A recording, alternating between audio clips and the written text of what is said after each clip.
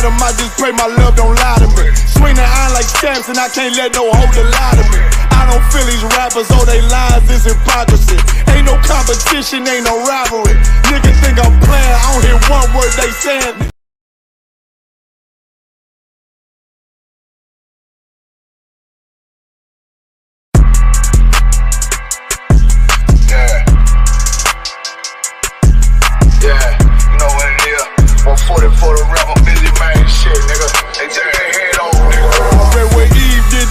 I just pray my love don't lie to me. Swing the iron like Samson, I can't let no hoe to lie to me.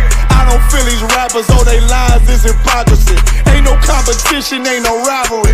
Niggas think I'm playing, I don't hear one word they saying. This shit light work. Think Muhammad one of us, he might lose his life first. Circle up and stay alert. Another cop just stretch the nigga. He a demon, it's an exorcism. Watch I bless the nigga. You took that oath in blood, then you know I'm gon' get active with you. From the opposition, I see vision. Let me paint the picture. Rappers claim they spin, I ain't listening. Is in fact the fear. If revenge was a woman, now I scope that bitch like Jake. So Tower War, we gon' run the summer. It's gon' be historical. Thought they making plays, made them niggas call the audible. Ask who run this shit, but that question is rhetorical.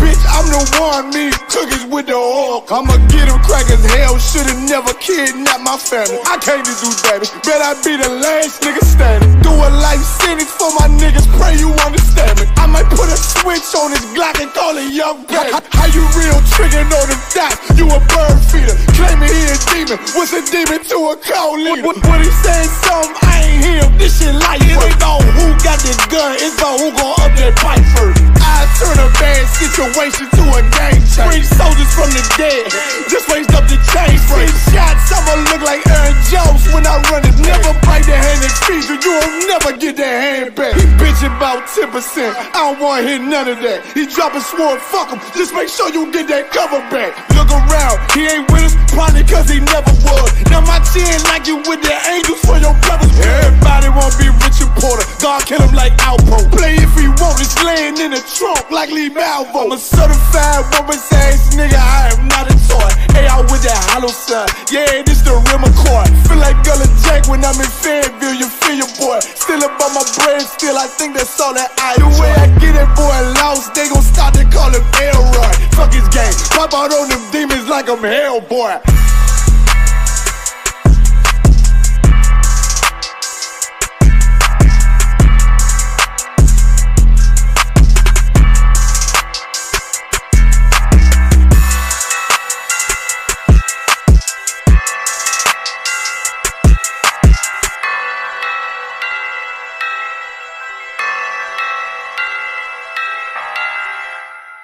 Israel, the Israelite School of Universal and Practical Knowledge, under commanding General Yahanna, presents the Lord's 55th Annual Passover. That's right, the Lord's 55th Annual Passover is rapidly approaching. Commanding General Yahanna is calling for all blacks, Hispanics, and Native Americans to remember what the Lord did for us by saving us from our oppressors and choosing us to be a special people unto Him, the real Jews and Israelites. Passover will be held in Durham, North Carolina. Pay your Passover fee. Anyone 17 years of age or older must pay $200. Come and enjoy fresh lamb, unleavened bread, and the Spirit of Christ. Can't wait to see you all there, Israel. Shalom. Cabins on streets and corners, all is feeling righteous. Real particular, nobody else there to compare to. Train for war, men of war, and warlike apparel. Prefer our leaders, can't get between us.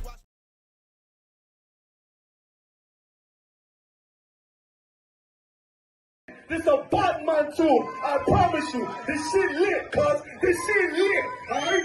Run that joint.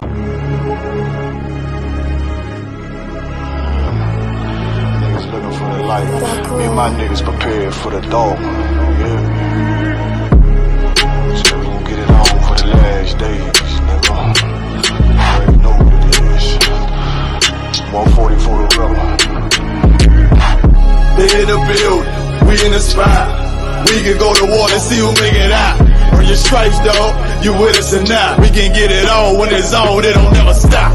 First you get that power, gotta hold it down. Watch your step, boy. You on holy ground. They in the field, we in the spot. We can go to war, let's see who make it out. It's a problem, tell them pop off. I die for, I let my colors fly, boy. For a nigga take me, they a drop dead. AR, clean them up like a mop pig. Say he cool, he bad, he really so tough. They like, damn, look what he did to Billy go rough. Little bitch think she Kiki Palmer, silly hoe. She know I'm that bull, but I ain't from Philly though. From the city where they say about that ribbon like petty poops. Know them niggas plotting, gotta deal with me. Can't catch me slipping, got to steal with me. Just left Alabama, bought a chopper from some hillbill move. He made my feel the blade. Leave them all bruised, come through like a plague. Rebel off the leash like a dog out the cage. Call me Johnny Blaze, I'm one West May. Watch your step get stretched like a limousine. So my brother bring that blade back wet, that's by any means. Little nigga, this that cult, need to talk. Niggas know I got blood in my cup, I just sip it like it's grenadine. They in the building, we in the spot. We can go to war, let's see who make it out. Earn your stripes, dog, you with us or not. We can get it on when it's on, it don't never stop. First you get that power, gotta hold it down. Watch your step, boy, you on holy ground. They in the build, we in the spot. We can go to war, let's see who make it out. Tell them niggas good night, here come the bitch. Look, told them niggas get right or get left. U.P.K. bad man, I pin to your flesh. Hellboy, rip the soul out of dead man shit. Got the rate, the power, I been the showstopper. Yeah, they might hate, but I know they gon' watch. Zone on lock, and you know the flow prop. Iced out, got the drip out of David Jones lock. Know I got the plan, they say that you the man. No shit, Sherlock, I'm the one you heard about. Burn down the building, let them all watch. Throw that one west up, then I swerve. Sick with this shit, I do not need a detox. He don't watch a step, blow him out them Reeboks. We taking over, I'm sending the word out. Can't see me, little nigga, I put you in a bird box. Look, it's one West practical, gladiator, maximal. Creep on them slow, but that Glock fire rapid. All I want is more power, more straps to blow. Ain't got excuse for no car, he gon' have to go. They in the building, we in the spot. We can go to war, let's see who make it out. Earn your stripes, dog, you with us or not. We can get it on when it's on, it don't never stop. First you get that power, gotta hold it down. Watch your step, boy, you on holy ground. They in the building, we in the spot. We can go to war, let's see who make it out.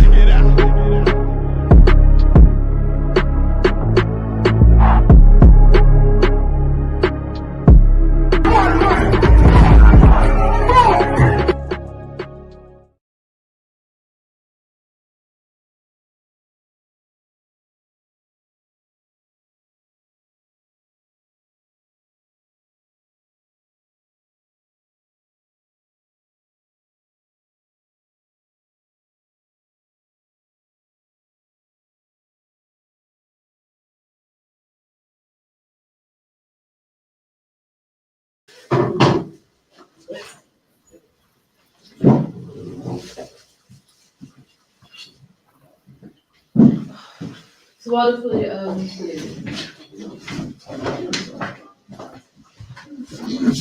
Alright, Shalom. So like it's the I.S.U.P.K. in the UK. I'm Captain Karafia, filling in for Captain Mashat Mayam when he gets here. You know, we got here, got Officer 500 Arbon, I got Hakim Karab. So Hakim, your camera's off. Shalom. Yeah, We got classes at 394 Lodge Road, B18 5PW. We have it on Monday, which is the history class. Tuesday, which is the brotherhood class. Wednesday, which is the law class, and Thursday, which is scripture breakdown class. So make sure you come down to 394 Lodge Road, B18 5PW. Got many classes happening.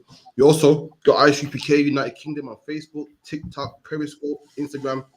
We got loads of content up and coming as well. Make sure you like, share, subscribe. You know the ones there, some powerful brothers in the UK. Make sure you come through as well, man. Also, Passover, make sure you pay your $200 fee, man. Right. The fee's about £115, I believe. Make sure you go on the ISUPK.com website and pay that as well, man. So you know, a lot of things happening, a lot of content on the UK. You know what I mean? With that, any questions online? Nothing. No, if you can, someone give me Isaiah 30:1.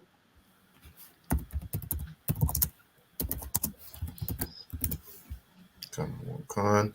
The book of Isaiah, chapter 30, and verse 1. Woe to the rebellious children, saith the Lord. Okay, this is talking about us, man.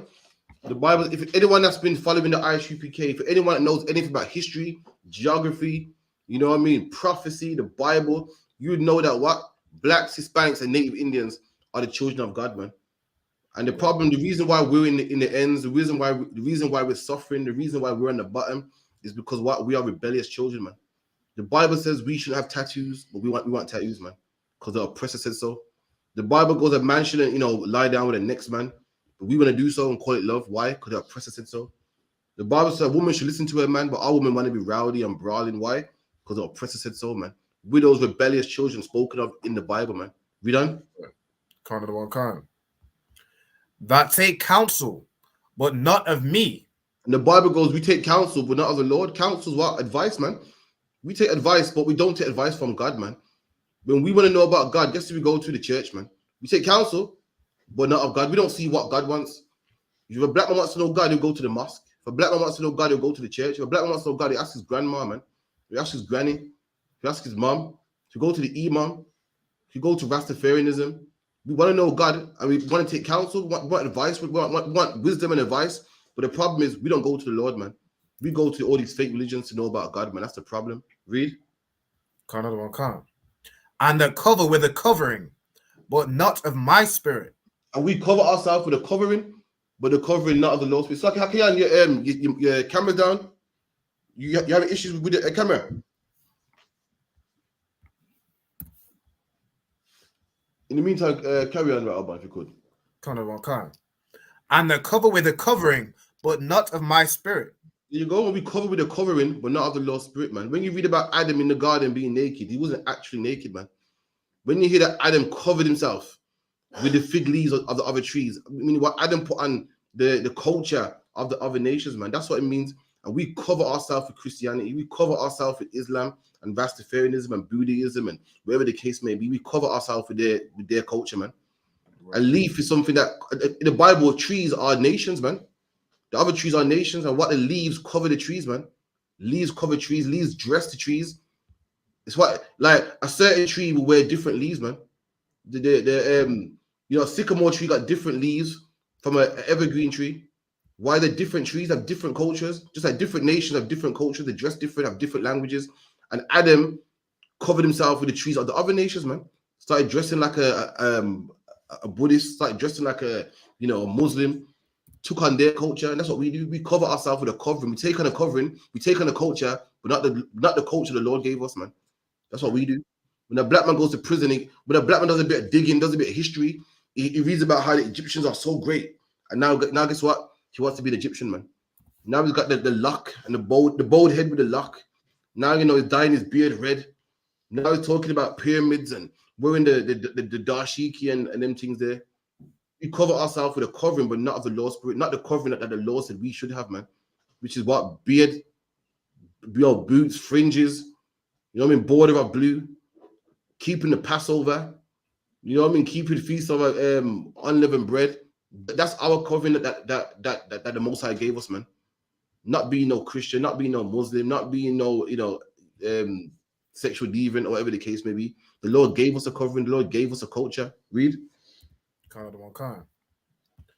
That they may add sin to sin. There you go. And we add sin to sin, man. Imagine this. You're a man that's, you live your life a certain way. And then one day you say, I want to turn to the Lord, man. I want to change my life. Imagine you're a sinner. You're a sinner, yeah. You spent your whole life in jail. And now you want to change and go to the Lord. And guess where you end up in the church, man? And you go from selling drugs to end up in the church. So now you don't sell drugs, but you eat pork and crab, shrimp, and lobster, and you just pray over your food and you live in all nations, man. You add sin to sin, man.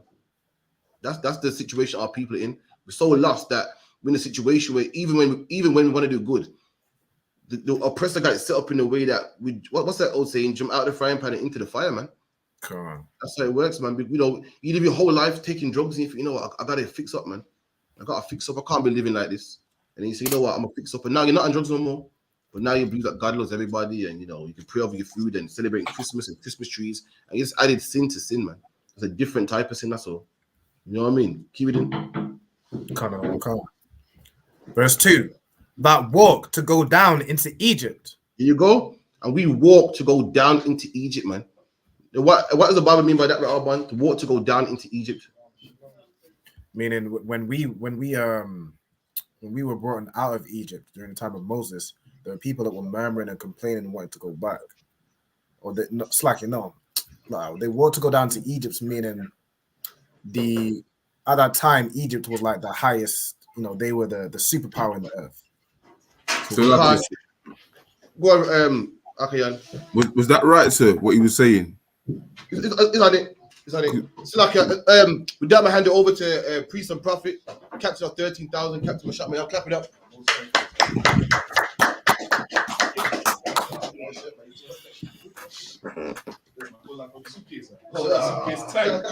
Suitcase tight. Yeah, I'm sure broken thumb. Yeah, I'm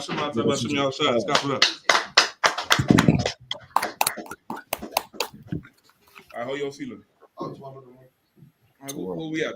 What years answering a specific question? Yeah, the Bible goes walk down to Egypt. The brother gave a shot. What does it mean to walk back into Egypt? What scripture are you at? Isaiah 30 in about 2. Okay. Bible was saying that to physically go back into Egypt. Hakian gonna try it. All right. You read the Bible? I have one too now. Oh, all right, yeah, we'll get the laptop. All right, no sir. All right, who are the priests? Just me, sir. All right, no sweat. Let's go. Come on. Isaiah 13, verse 2. That walk to go down into Egypt. I could put this here, right? Yeah. You can read from 1? Come on, sir. All Isaiah right. 13:1. Woe to the rebellious children, saith the Lord, that take counsel, but not of me, Okay.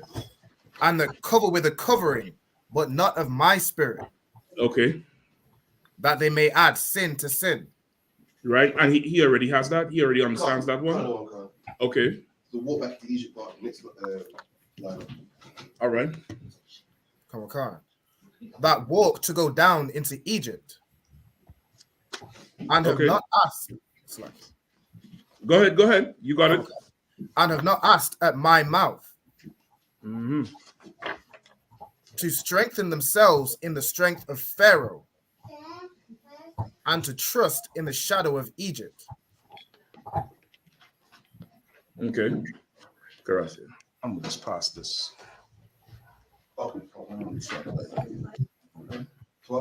Yeah. Just let me know if it's picking up, all right? It should still pick up. Yeah, it should just. All right.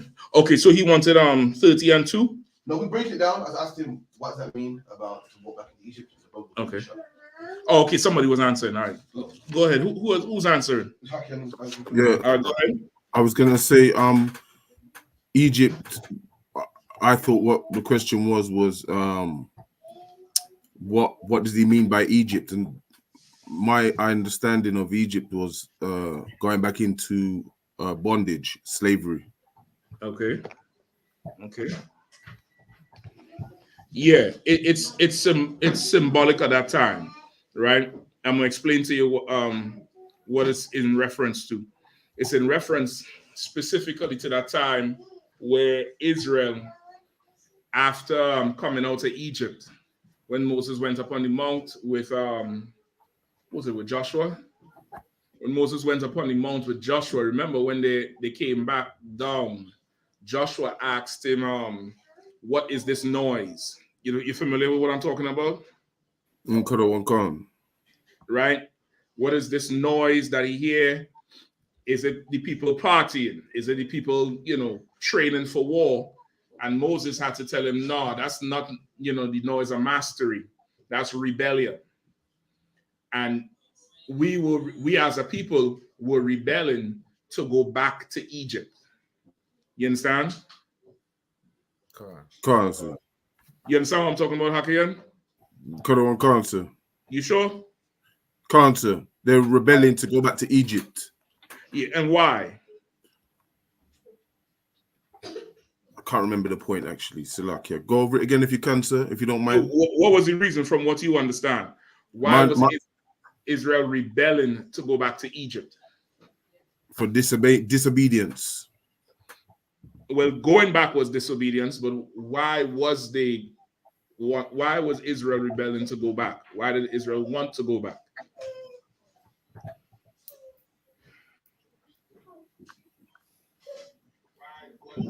Cap. Is it comfortability? I think that was hungry. It's easier just to be a slave than to go to work at 9 to 5. That the last thing you said. It's easier to be a slave than to be a free man. Right. You understand? Cancer. Right? It's easier to be a slave than to be a free man. Remember, in Numbers, it said these are stiff-necked people. These are a very carnal people. That's who we are as a people. We are a very carnal people. We spiritual. We're more spiritual than the heathen. That's for sure. But we are very carnal. Say again? Yeah, so I don't have to turn around to see everybody. That would be too wild. I don't know where you would put it, though, because of how the camera position. There's a space here. But you could figure it out and you could see. You know what I mean? But that's what it was. It's easier to be a slave than to be a free man, right? Because a slave is what? Provided for. You understand? Cancer. Come. A slave is provided for. A slave gets everything from the master. A slave does not have to tend to his own needs. Guess what else a slave doesn't have to do? Which is very important and is on the topic for tonight. Guess what else a slave does not have to do? Anybody? It's lucky he doesn't have to fight. Doesn't have to fight. I'll take that. That's not what I want, but I'll take that. But slaves do fight, though. No, I mean, right? Fight. They do fight, but fight, I mean, to come out of, where they are. What do you mean? Give me some more. Like, they don't have to fight, any kind of battles to get themselves out of something that they're in, like slavery. Say that last part again. They wouldn't have to fight to come out of slavery or to come out of any oppression. They don't have to fight anything. All right, I'll take that. Anybody else? What doesn't? Yeah, this is too wild. But this is from YouTube or the StreamYard? Go StreamYard. Yeah, because you might leave it though, StreamYard. No, you just mute everything. Come. You just have to mute everything here. You know what I mean? Nothing else. It's too wild. Later on, I'll take a drink though and some water. I mean, 2 cups, one with the drink, one with water, and a bottle of water. Go ahead, Robin. So what slave does have to do? So it's like they're not. If you just basically submit yourself to another man and you're a slave to another man, you're not essentially even accountable for your like your nation. You've given yourself to another nation for them. That's it. That's it. What both of you all said was right, but that crystallizes the point what you said. A slave does not have to worry about his nation. A slave's primary concern is what he can eat, where he gets to sleep, and who he can have sex with. You understand? That's his primary concern. Why is that the slave's primary concern? Real simple. So he's a slave. You want it? His goal is to please somebody else. That's the master's concern. Master's concern is how much he could eat. No, so the slave's concern is to please the master. And what's the master's concern? How much the master could eat, how much the master could who he could have sex with, how much he could sleep. You get the point? Slaves try to be their masters out. Right. You understand? Slaves try to be that man. You get the point? Like that's why as soon as you ever hear people say, as soon as we black people get some money to try to buy a whole thing and sort of look, because we want to be on that level, but we don't understand this is a nation business. You get the point? A slave is not concerned with his nation. A slave is concerned with himself. Himself, herself. And you have many examples of this. You have, sportsmen, politicians, entertainers, the type of certain things they aspire to. You realize this person is just a slave. That's it. This person is absolutely just a slave and nothing more. And also, too, make sure whichever one is this on the stream, they don't pull it into the stream. Yeah, that's it. Then there'll be no reverb. Once you mute everything, there's no reverb. Oh, is the sound coming out on your end? Is it too loud? All right, no sweat. I could see you all a little bit better here. I'm gonna move this across. All right. Okay. Hold on. This is what I wanted. Give me Numbers 11 and 1.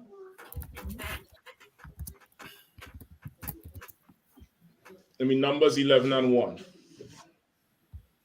Anybody, whoever reading. Okay. The book of Numbers, chapter 11 and verse 1.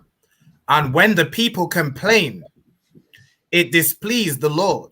Mm-hmm. And the Lord heard it, and his anger was kindled. Mm-hmm. And the fire of the Lord burnt amongst them, among them, and consumed them that were in the uttermost part of the camp. And the people cried unto Moses.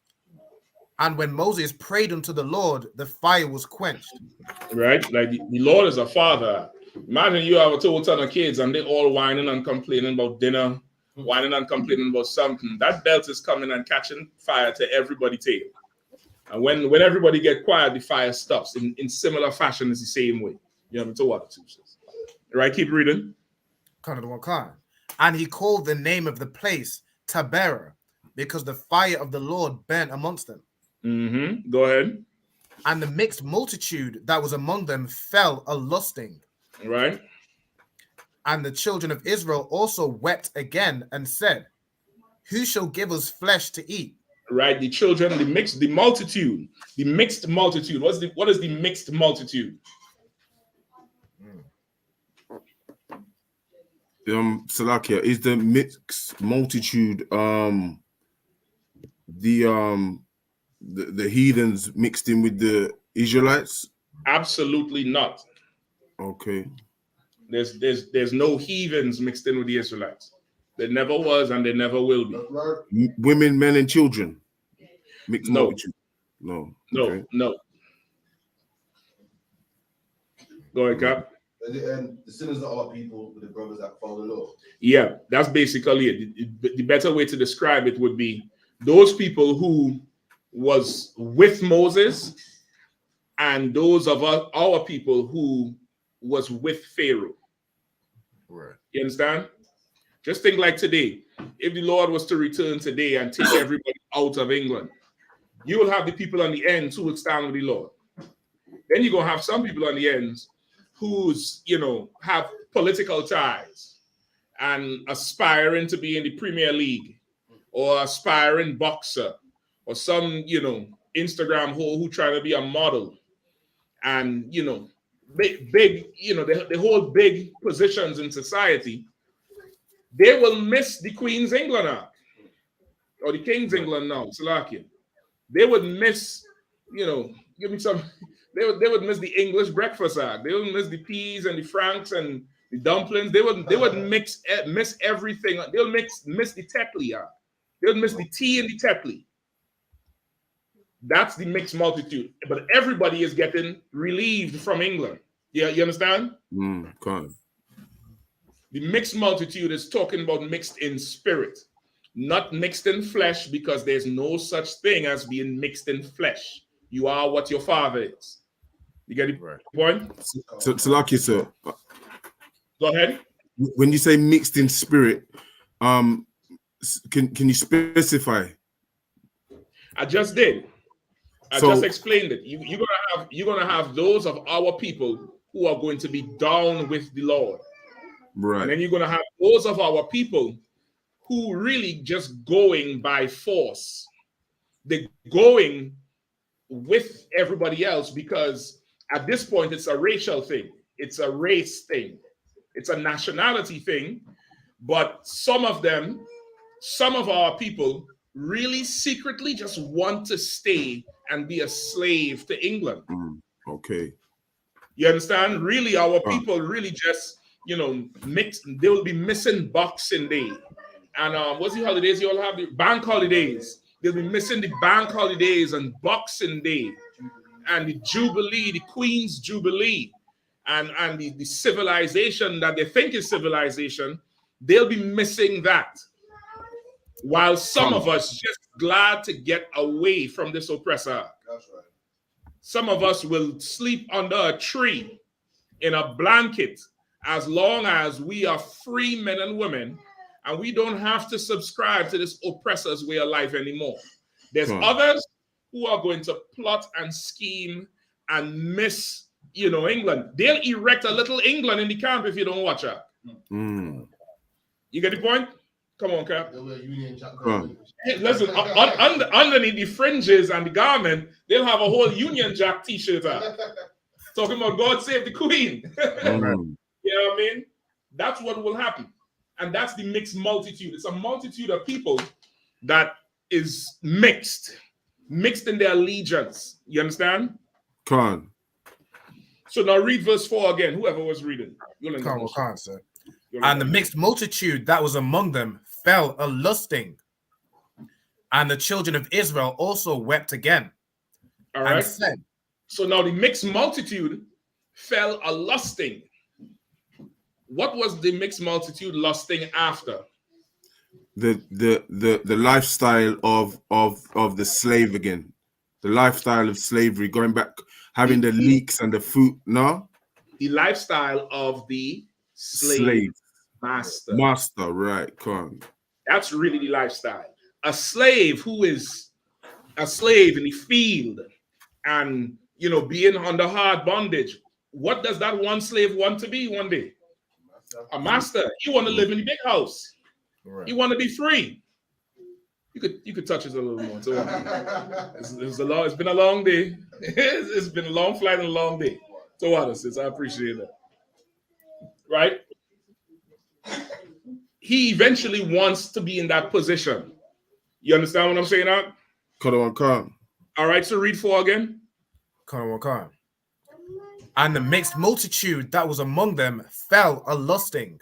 And the children of Israel also wept again. And said, who shall give us flesh to eat? Who gonna give us flesh to eat? Not where can we go and take down 300,000 herd of cattle or something like that. Right. You understand? Because this is a whole nation out there. Everybody had to eat.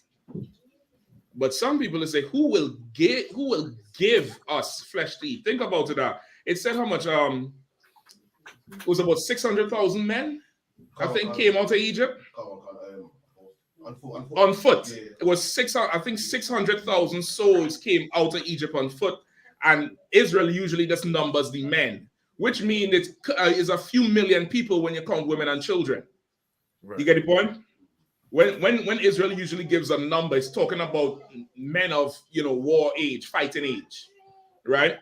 So you're talking about a whole nation of people, and somebody saying, "Who will give us?" Does anybody give the nation anything? No. You should tell God Zelensky need to read this scripture and stop begging for money for Ukraine. You should go get a job. You should go to work. That's right. You get the point? So our people started lusting after that Egyptian lifestyle, lusting after Pharaoh and everything Pharaoh would give and everything Pharaoh would provide. You understand? Khan. Go ahead. Khan. We remember the fish which we did eat in Egypt freely. Not having to go catch it yourself. Not having to go form, a structure with, some men fish. These men bring the fish in. These sisters here going to clean it up, cut it up, separate it. Not develop a system for your own people, but just to receive the fish freely. It's not receiving it freely. You're a slave for it. You're giving up your soul for this fish. Go ahead. Khan. The cucumbers and the melons and the leeks and the onions and the garlic. Oh boy.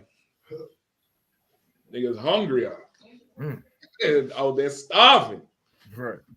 Right, go ahead. Khan. But now our soul is dried away. Say it again. But now our soul is dried away. That's how carnal we were. We were so carnal that because we couldn't eat the fat of Egypt, it affected us spiritually. Now our soul is dry. Keep reading. Khan. there is nothing at all beside this manna before our eyes. There's nothing besides this manna. How many times you walk in your parents' house as a young person, ain't nothing to eat. Meanwhile, there's stuff in the cupboard to eat. It just ain't KFC. It just ain't McDonald's.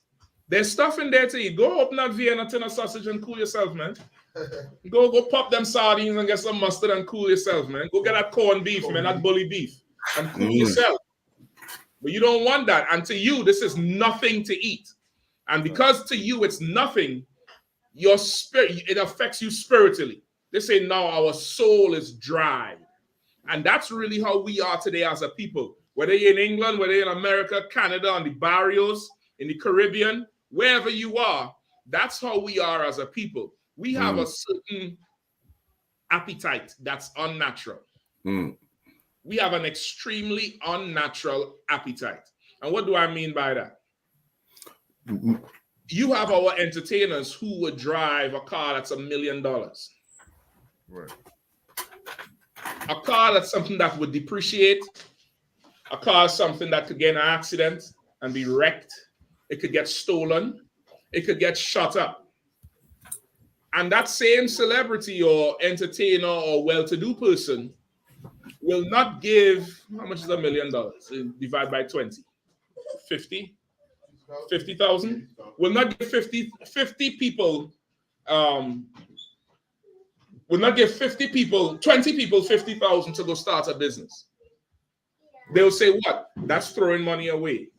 That's losing it. We have an insatiable appetite. Now, on the flip side, those of us who are not so well off, we will strive to be in that position where you could afford $1 million car.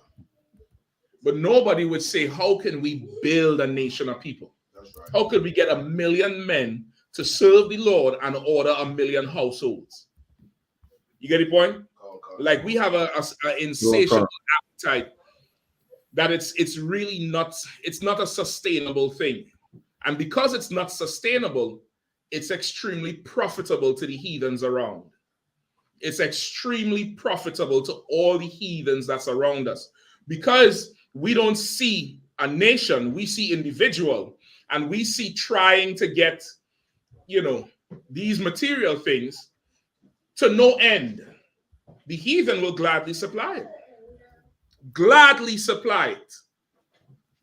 And you just trading your labor off for something that's going to be outdated in our culture by next year. Right. Come on. I grew up in living in the end where everyone's in competition. I mean, broke. Remember, like, I got the new this, like that. You ain't got it. And we both live in the same neighborhood. But everyone's striving to be on top. You get the next car. And he's broke, man. You see him? He don't even drive. Because the one who's on top is closest to the slave master, and the rest of y'all is just no good slaves. Brock this, Brock that, Brock whatever. And then the little Pakistani or the Arab or the Ethiopian come right next door and open up the shop that everybody buying from. And he really runs things when you really look at it. In fact, because of that, we are in a position of being, eternal prey. Captain Karafi showed me a video recently. I think General Q sent it, right? With the insurance, brother. And they're saying that how these devils right in the same almost postcode, almost the same postcode. They looked at two areas in Sandwell or county or whatever it is, right? 2 areas. One area is paying 70%, the other paying 100, meaning one area pays 30% more in insurance just because of where they live at. And in that area, they said it's predominantly ethnic minorities. And the reason for that is they say in these ethnic minority areas, there's more crime and your car could get stolen more and there's more accidents. Brother, Black people don't have, the car accidents at the rate that the East Indians and the Asians do have. I think just last week, one of them killed, 4 people on Soho Road? Yes, I mean, he drove like he was on a Formula One route. A few years ago, you was telling me about the insurance scams that they was doing on the roundabouts, where they would just stop. They would rent a car or a truck, and the friend would be behind in a Benz or something, and they would rear end the damn truck or the truck rear end them, and it would be a whole ton of insurance scams. That's not us though. That's them.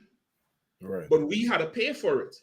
You understand? We had to pay for it because we are not looking to build a nation. They were looking to build a nation, even though they're scammers and untrustworthy people. But we are paying for it because we now thinking individually. And that's the same thing that you see in here. So now when you go back to Isaiah, you could go back to Isaiah now, unless there's more in that Rob.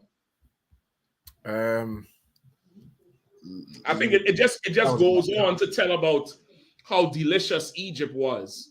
And this is where the Lord gave quail to go with the manna. You say, all right, no problem. You wanted meat? Here's meat.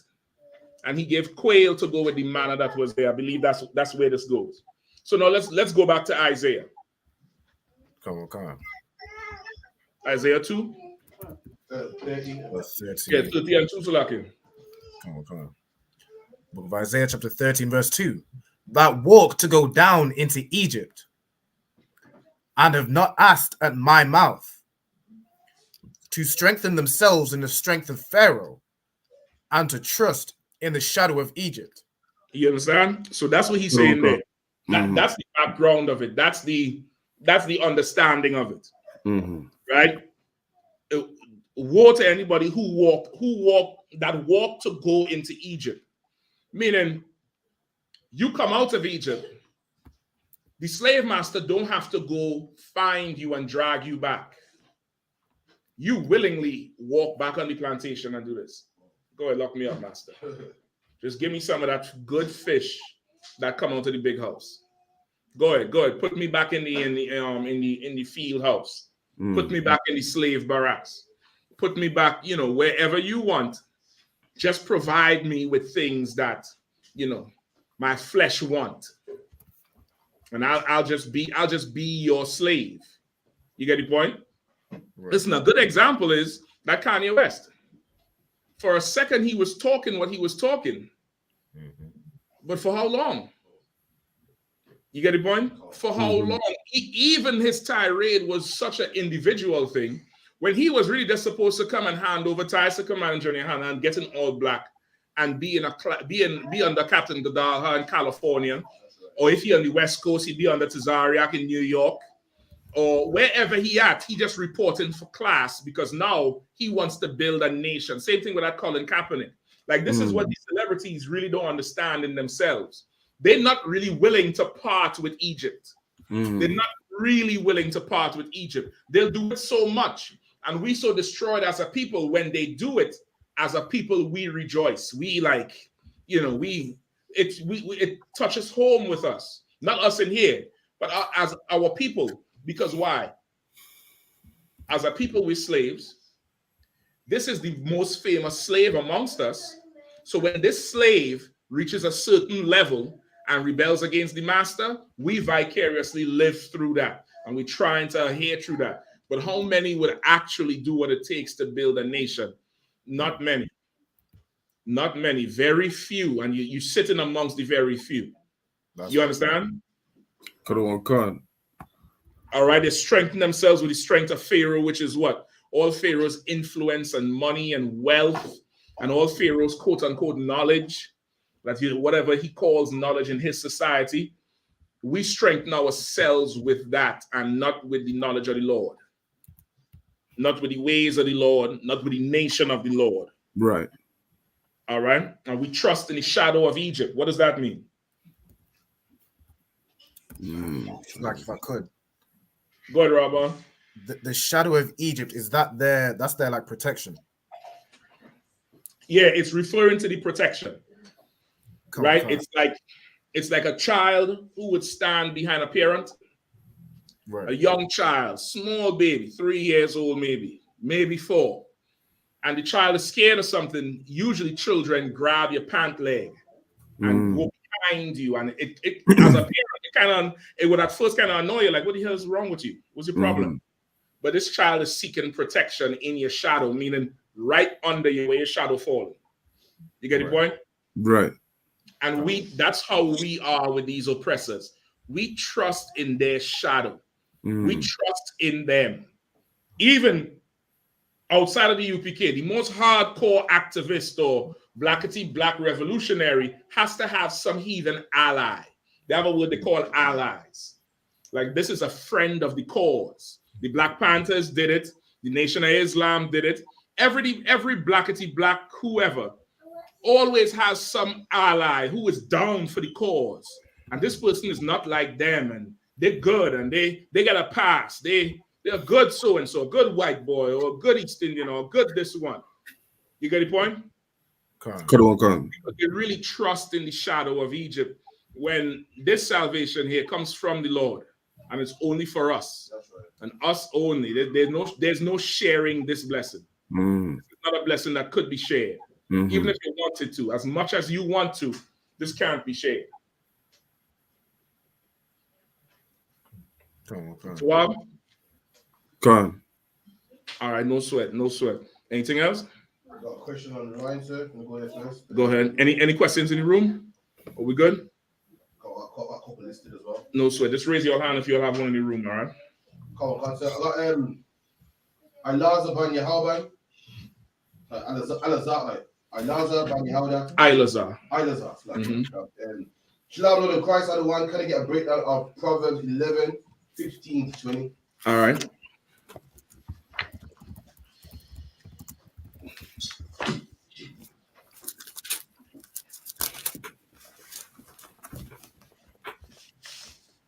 Okay. So like it was Proverbs 11, 15 to 20. Can't. He that is surety for a stranger shall smart for it. And he that hateth shortyship is sure. A gracious woman retaineth 15 to what? 15 up to 20, I believe. Up until 20, okay. Go ahead, Salakia, priest. Go ahead. A gracious woman retaineth honor. Yeah. And strong men retain riches. The merciful man doeth good to his own soul, but he that is cruel troubleth his own flesh. The wicked worketh a deceitful work, but to him that soweth righteousness shall be a sure reward. As righteousness tendeth to life, so he that pursueth evil pursueth it to his own soul. 20th and last. They that are of a froward heart and abomination, Salakia. They that are of a froward heart, right, are abomination to the Lord. But such as are upright in their way are his delights. Okay. All right, let's start from 15. All right, so just those of you all may have just listening realize that it's switching. The whole idea switching from verse to verse. And that's because Proverbs is like a book of advice. Proverbs is like that. Ecclesiastes, Ecclesiasticus, Wisdom of Solomon. They're all in that same vein or that same spirit where it's advice. Like imagine you have a son or daughter that go into college or university in a foreign country or in another part of the country that is not easy for you to get. It's not like going right down to Birmingham. You get the point? They're going somewhere else that's far away. So as they imagine like the weekend, they all packing. Fridays, they leave on Monday. So Friday, Saturday, Sunday, you just telling them, okay, watch out for these people. Watch out for these people and make sure you pay your rent on time. And when you buy food, don't buy this, buy that in bulk so it can last you the week. And when you get your money, don't take out your money and flash it in front of everyone. It's just random shit you telling them, but it's advice for this journey they're going on. So that's how Proverbs is written. That's why sometimes 4 verses could be talking about one thing and the next verse talking about something totally different. But it's really like wisdom and advice they're giving you. So let's start at 15, all right? Proverbs 11:15. He that is surety for a stranger shall smart for it. All right. He that is surety for a stranger shall smart for it. What does that mean? You'll pay for it, Salakia. Give me the Salakia, full- so Go he ahead. that is surety for a stranger shall smart for it. Meaning, All right. Go ahead. meaning you're gonna pay for it. Pay for what? What is it? For pay, you're gonna pay for giving your word, your surety for somebody that you don't know. That's it. You're gonna pay for that. That's it. The surety is you vouching for somebody, right? You vouching for this person. In the UPK, that happens a whole lot. It happens. You enter into a council. The general gonna ask who stands for this man, and brothers have to stand for you. At least 2 brothers have to stand and vouch for your reputation for you to even stand in the council or sit in the council. Salakia. Right. So now, if it behooves every person to build your reputation. Your reputation is a currency that that you're gonna spend in life. You don't even know you're spending it. Your reputation goes into places you don't physically even have to be.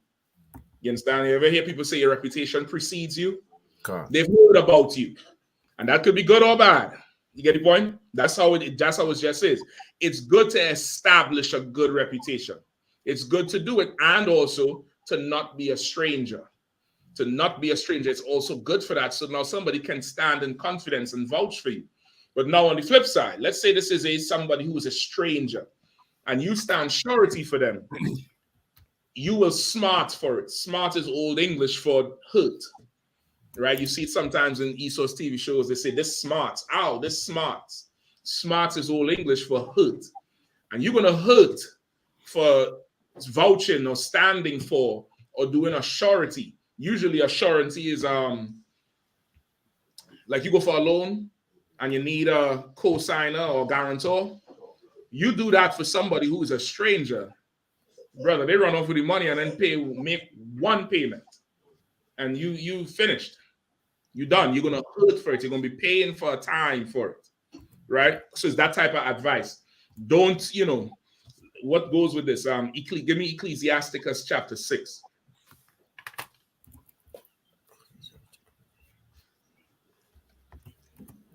Ecclesiasticus chapter 6. Okay. Ecclesiasticus 6 and 6 and 6. 6 and 6. Yep. Be in peace with many. No, Salakia, hold on. That's not it. Is it like you said, is it verse 7? 7? Okay. Yeah, 7, Salakia, you're right. Ecclesiasticus 6 and 7 is thou wouldest get a friend. Prove him first. And be not hasty to credit him. Right. This goes with that. All right. And so many other verses, of course. If thou wouldst get us a friend, prove him first. Prove him or her first. Do not be hasty to credit that person. Right. You absolutely don't know nothing about nobody. No way. Which is even in here, we have a system, 90 days. Oh, God. Every man and woman come in here for 90 days, and they have to shed themselves of the world. After 90 days, they get what? A new name. So now you get born again. You start fresh. And even after that 90 days, if this person won a court, whatever, is 6 months, that's time to prove this person. So that now you closing down the potential of a disaster. You're closing down the potential of hurt. You're closing down the potential of everything that could go wrong by giving time to credit somebody and prove somebody. You get the point? Yeah. All right, let's go back to Proverbs. And he that hateth suretyship is sure. Right? And he that hated suretyship is sure. Meaning what? Meaning that he that does not or does not like giving surety to anybody is going to be safe. He's going to be sure. He's going to be okay. Yeah. That's good too, you can develop a reputation as somebody who says la to everything. what they know about you, whatever you say yes to, that probably is tight. You get the point? That probably is you know, foolproof. You could develop a reputation of you don't stand for nobody. You're not, no, find somebody else. I'm not staking my reputation on my shadow. You get the point? And somebody who's like that is sure. You understand? Somebody who has that approach to everything is very certain or very dependable, because what they decide to put their name on is usually solid. Come on. So I think even in the streets, you know, if you stand for a man and he ends up snitching something, you get beaten for it. You know? Listen, I think in prison anyway. Listen, for the life of me, that whole Tekashi 6ix9ine thing was baffling to me, because he's not a criminal. He's not a street dude. He is an entertainer who they pulled in. Who stood for him? Who brought him into the circle? Who said it was okay for him to be around all our business? You get the point? That's the dude who everybody's supposed to be looking at funny. This dude he's a civilian. He's absolutely a civilian. You get the point? But I don't know. That's, you know, I'm looking from the outside. I don't know what the hell they're talking about. But that's natural and normal. You have to go through a season of being proof. Even you get slavery, they call it a probationary period. Right. You can't take a day off for 6 months or 6 weeks or some shit like that. Yeah, you had to prove that you had to come on time. You can't be late. You can't get no write-ups. You had to prove that you're really down for this thing before we really put you on the full insurance and payroll and all this, whatever extra benefits you had to get. They had to prove you. You got the point? Let's keep going. Good on, Khan, verse 16. A gracious woman retaineth honor, and strong men retain riches. Right? Similar to the last verse. Who could break it down? Can't, sir. A gracious woman, meaning a woman that is courteous and kind, will keep her honor amongst, you know, her husband or you know. Well, it don't say husband. No, it doesn't. But I'm just kind of, you know, it would just retain her honor, meaning across the board. Across the board. It doesn't matter who. A sister that's gracious, she will. That's the word. Don't even sweat it. No sweat. Unless it's coming over on the air. No, it shouldn't be. No, that's the word. A woman who is gracious, she will keep her reputation across the board. You ask the kids about her, it's damn near the same report as you go to her slavery and ask about her. And that's life in the truth is similar to that. In the truth, there's no. Sometimes when you're young in the truth, you tend to think that it's like a double life. You could put on civilian clothes and go to your slave and do whatever, and then put on your shield or and your shirt or your skirt or whatever, and shalom. And really, who you are in here is who you are out there. The reputation you have on your slave usually is supposed to match the reputation in here. Like however you are in here, you go to your slavery, it's supposed to echo the same because that's who you are. You understand? And it's the same thing here they're saying. Sister who is gracious, her reputation gonna be intact. She's gonna retain her, what is it, honor? Honor, yeah. Retain her honor. Her honor is gonna be unmatched. She's never gonna be in a position where she's seen as dishonorable. You know, 9 times she's honorable, but this one time here, it's, when I say time, meaning among this situation, these people here, she has disrepute. It's usually consistent across the board. And you see it in our life.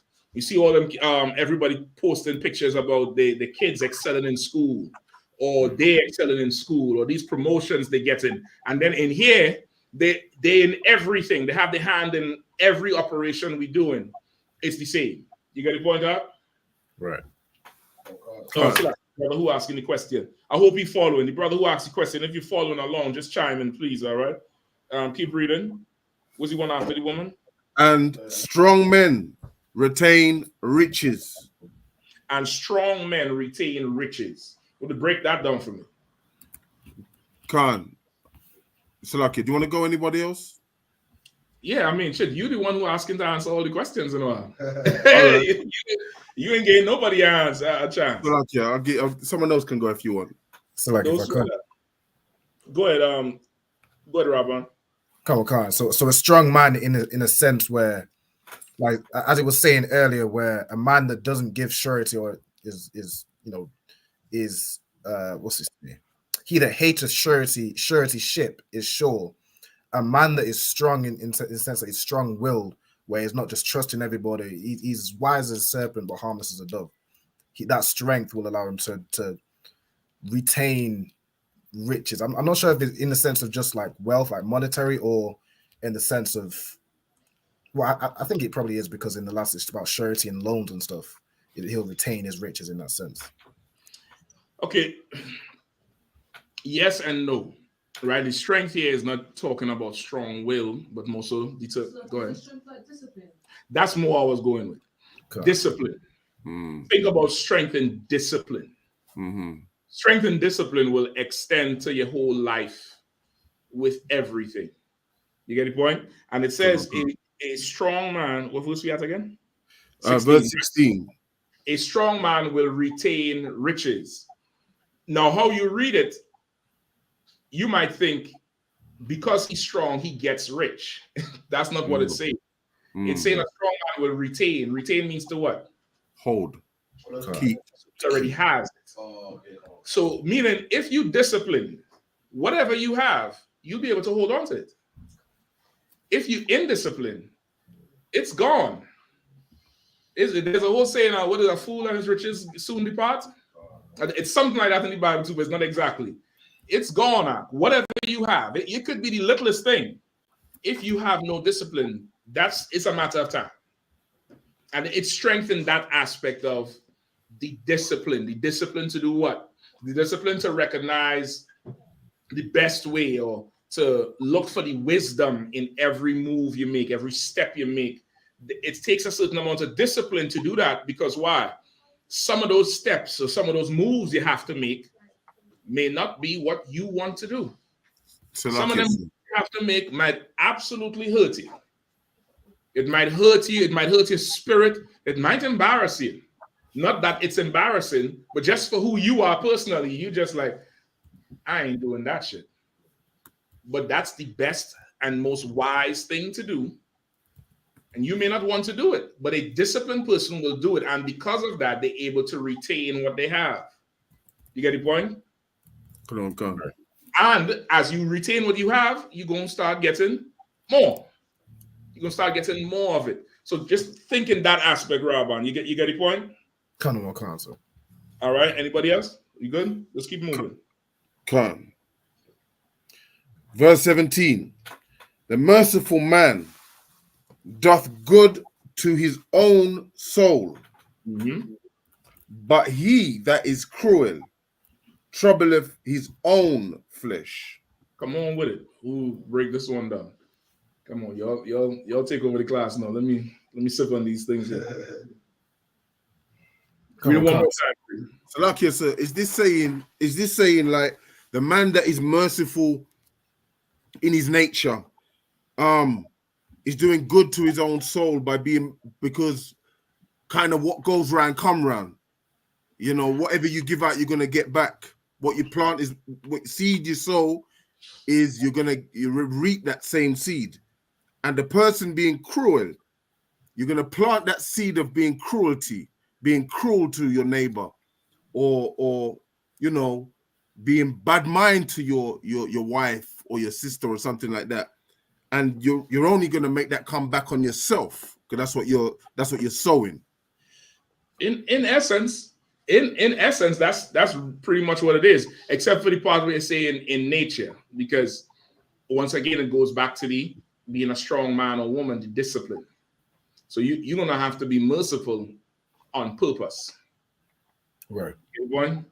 You're gonna have the more you start doing things on purpose, the better off your situation, your life, everything will be.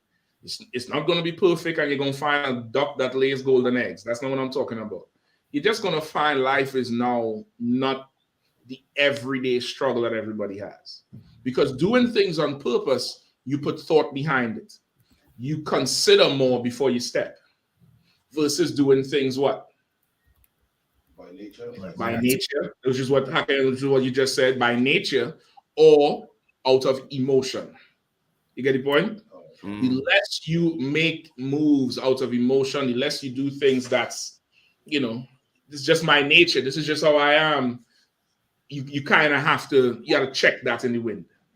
You absolutely have to check it in the wind. You get the point? But I can't wait.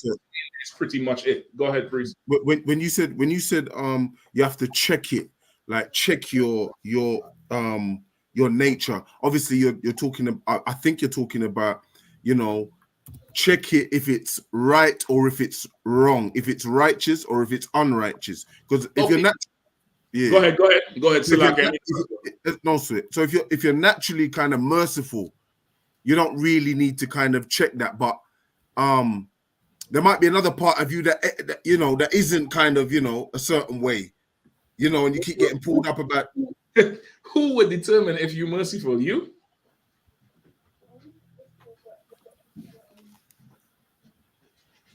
Ah, boy, quiet boy.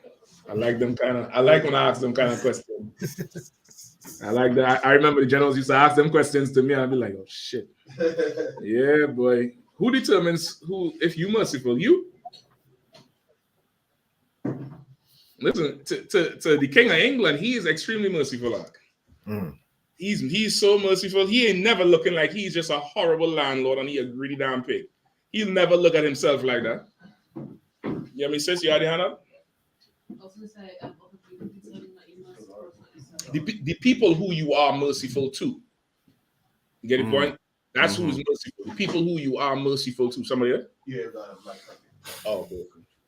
Yeah, the people who you are, just like who would determine if you're disciplined, who would determine if you're strong, who would determine if you're, you understand what I'm saying?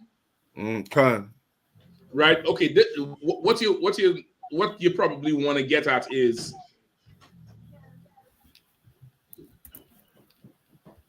okay, when I said you want to check it in the wind, you want to become aware of the things you do that make you faulty.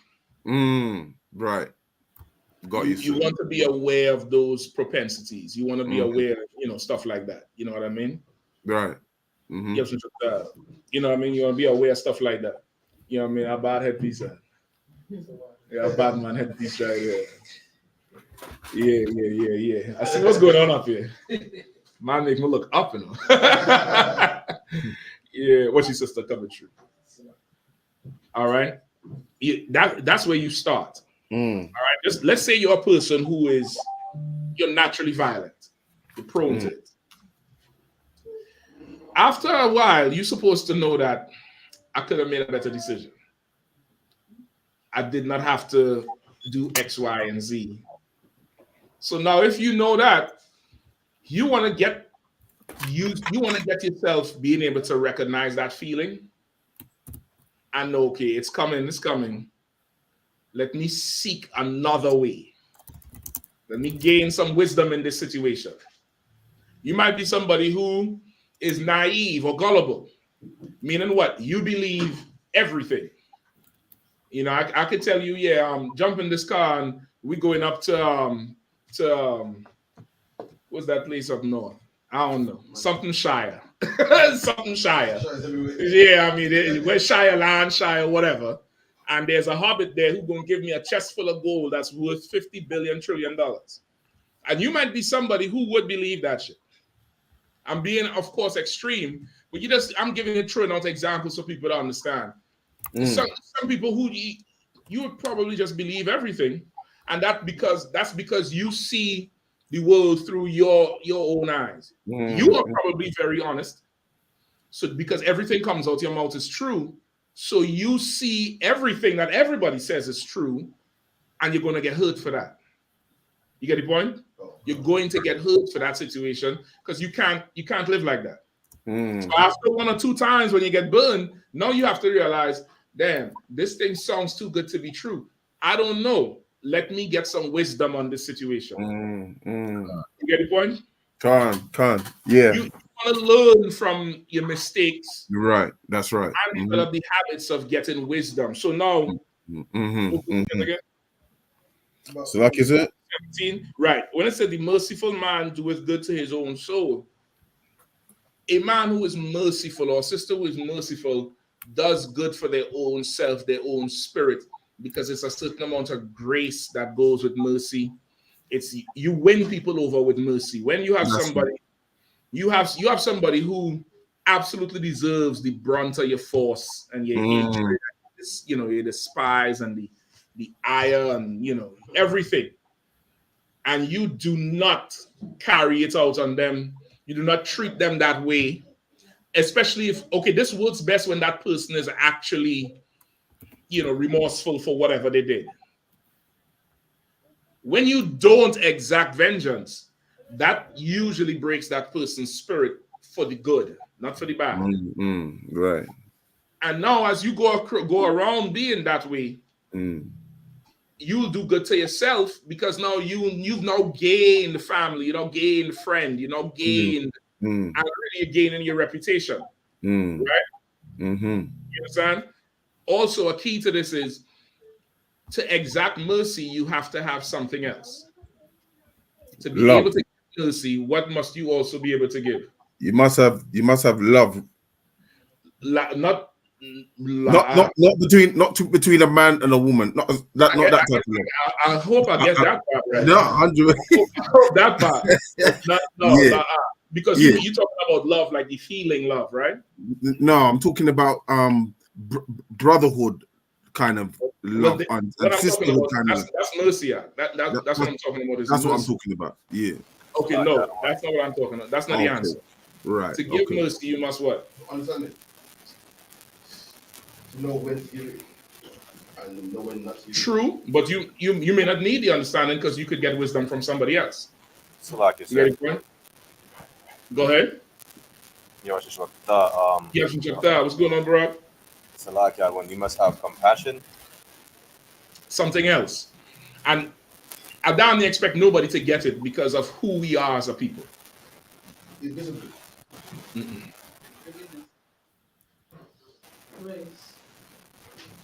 All that's what you need to give mercy. There's one thing that you must have in order for mercy to even matter. Oh, sorry. Forgiveness. Give me some more. Like, in order to forgive somebody, it has to be someone of a certain stature. No, not the stature. Not the stature, especially for our case in Israel. The Bible said the least among you is deserving of justice. We'll get to you for time's sake. Anybody else? Go ahead, Robon. Is it obviously like the ability to check sternly? You want it, sis? To give judgment as well. You must have the ability to execute judgment. Wow. You must have that power, or else mercy doesn't matter. Case in point. Protest recently. Mark Duggan, not Michael Brown, George Floyd, right? That was the most recent one you all had here? No, it was Rashawn Charles. Rashawn. No, I think most recent. The most recent, the big one. George Floyd was the big one. In the UK, though? Yeah. George Floyd was in the UK. I know, but the protest was here. It was everywhere, but it was. I think it was bigger than Rashawn Charles' protest. Yeah, but I thought it happened in the UK. Oh no! I'm talking about the protest, right? You all remember they had this big, huge, bald-headed black dude who picked up the white boy and rescued him and walked off with him, and he said it was about forgiveness. It doesn't matter, because black people do not have the ability to exact any judgment on white people or England. Right. We're not a threat. So for us saying we forgive you for slavery, that shit don't matter to them. Because you forgive me, or else what? Right. What you gonna do? March? You gonna march again? You gonna clap and sing and light a damn candle? Do it to your heart. That's why they let us protest. They damn near let us do it, because there's nothing we can do. Go ahead. What is it? That on the flip side of racism as well? It's black people can't be racist because we have the power. Exactly. It's damn near the same thing. You have to have the power to do the opposite for mercy to matter. Mercy doesn't matter unless you have the power to do the opposite. You know who really understands mercy? A child. You have a little child who at the age where they get licks,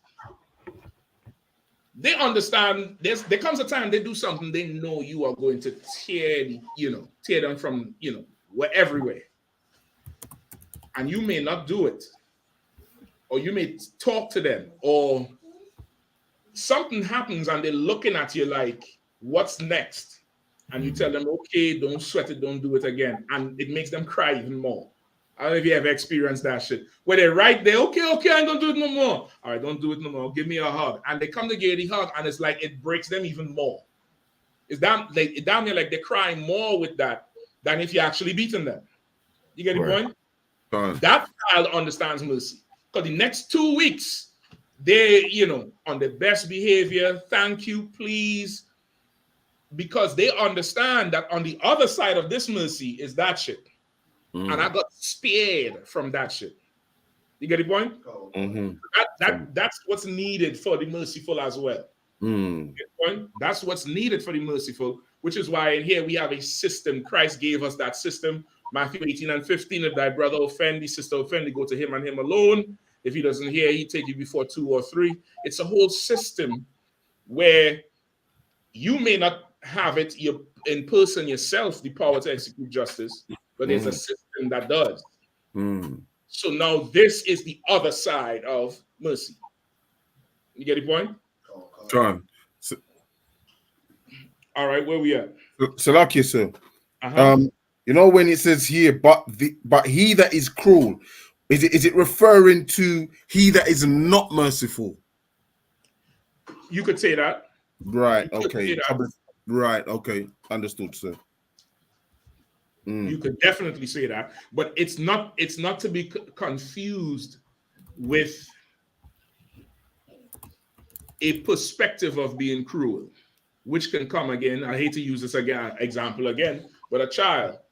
You ask a child, usually likes one parent over the other, because one parent is the absolute terminator, and the other one is Mr. Rogers. Just, hey, how you doing? Happy, hi, hugs, kisses, right? The parent who the child doesn't like that much is usually the sterner one, the disciplinarian. Does that mean that parent is cruel? No. To the child, it does. But what the hell does he know or she know? What the hell do they know? They don't know nothing about what you're shaping them into. So it's not to be confused with that perspective. You get what I'm saying? Could have one concern. So are you saying when you said so a man that's merciful, with a man that's cruel, not necessarily a cruel person, but a man that don't give mercy all the time. Not necessarily someone who's evil. Well, it comes with wisdom, just like grace and suretyship and the discipline with a strong man. That comes with wisdom. There comes a time where mercy is needed. Mercy is needed. For this particular case, mercy is absolutely needed. And there's another time where you're going to have to eat this pain. You'll have to eat it. And I'm going to give it to you. And I'm telling you it ahead of time so that you will not look at me like your enemy. Even though I know you're going to look at me like your enemy, you're going to still get this. And you better take it. And if you do decide to run from it, it's going to be worse for you. You understand? Come. So it's the root, the river that runs through these scriptures here, it's wisdom. It's really having the wisdom to know the difference between the two, or having the wisdom to execute one over the other, or to carry out with one. Having wisdom usually comes in the multitude of counsel. You get counsel before you do something. After a whole ton of times, you start realizing it's the same thing over and over. And for most things, you're able to handle on your own. You understand? So it's not so much just, somebody who doesn't give mercy all the time. In fact, the opposite way of it is what? Somebody who gives mercy all the time is what? Merciful. No. I don't say like pushover kind of. It's cruel. Right. Okay. Somebody who gives mercy every single time is cruel. Yes. Just think of a parent who never disciplines a child. So like that one. A parent does not love the child. The parent thinks they love the child because they think with emotion. Right. Right. But that belt you're gonna get later on, this is because I love you. Now get toasted. Now you're gonna get some licks. I don't care if you give me the cry without the voice. You're gonna get this. You're gonna get this, and you're gonna thank me later. You get the point? Just as somebody who never gives mercy is cruel. Right. The point of it is you're gonna now have the wisdom to know when is what. So like the other one. Go ahead. So would it be fair to say that someone who always gives mercy or who never gives mercy is basically unable to enact judgment? No. This is what it is. Can this person totally wreck me right now? Can this person put me, I don't want to say in prison because the white man is the devil, but just think like a child with a parent. I did something wrong. Do I deserve to be beat? Yes. Do I deserve punishment? Yes. But if I could just get a chance, I ain't gonna do this shit again. There's some things you do as a child that you don't care. You might write on the wall, you do whatever. Then there's some things you do that is really a secondary reaction to the shit you was trying to do. You may have been trying to jump off the couch and do some crazy shit. And then jumping off the couch, you roll and you hit the damn cabinet with the vase on top, and that shit fall, and you know, oh shit, what to do? You now know, okay, this has nothing to do with jumping off the couch. That's small. This other thing here is big. And I'm going to get tore out the frame for it and know I was wrong. I know I was wrong for this thing.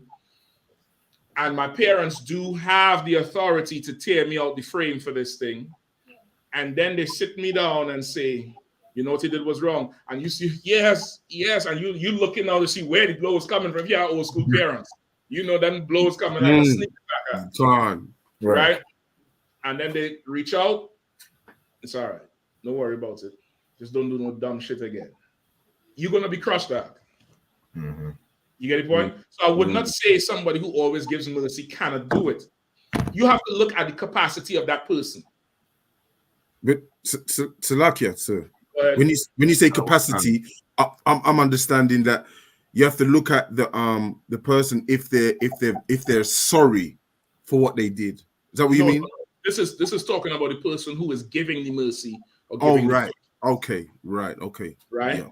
Mm-hmm. And same way, somebody who always gives, who is cruel, may not be may not be the person who always punishes. It could be the person who always gives mercy. It could be that type of person where sometimes you have somebody who is so merciful. There's somebody else who notices this and says, let me step in because you are too kind. You too merciful. Mm-hmm. Everybody will just come and say Salakia and you will give it because of who you are. You can't hold people because you never want to, you don't ever want to somebody to feel the hurt you probably felt. Right. And you need somebody who has no problem hurting everybody to step in on your behalf. You get the point? And actually, you being so full of mercy is being cruel to this person because it never stops the wrong they're doing. Right. You understand? The root of it is the wisdom. You gotta have the wisdom to know which is which. Right. And you may not always have that, which is why you could always reach out to somebody who is your better to get wisdom from. Sis?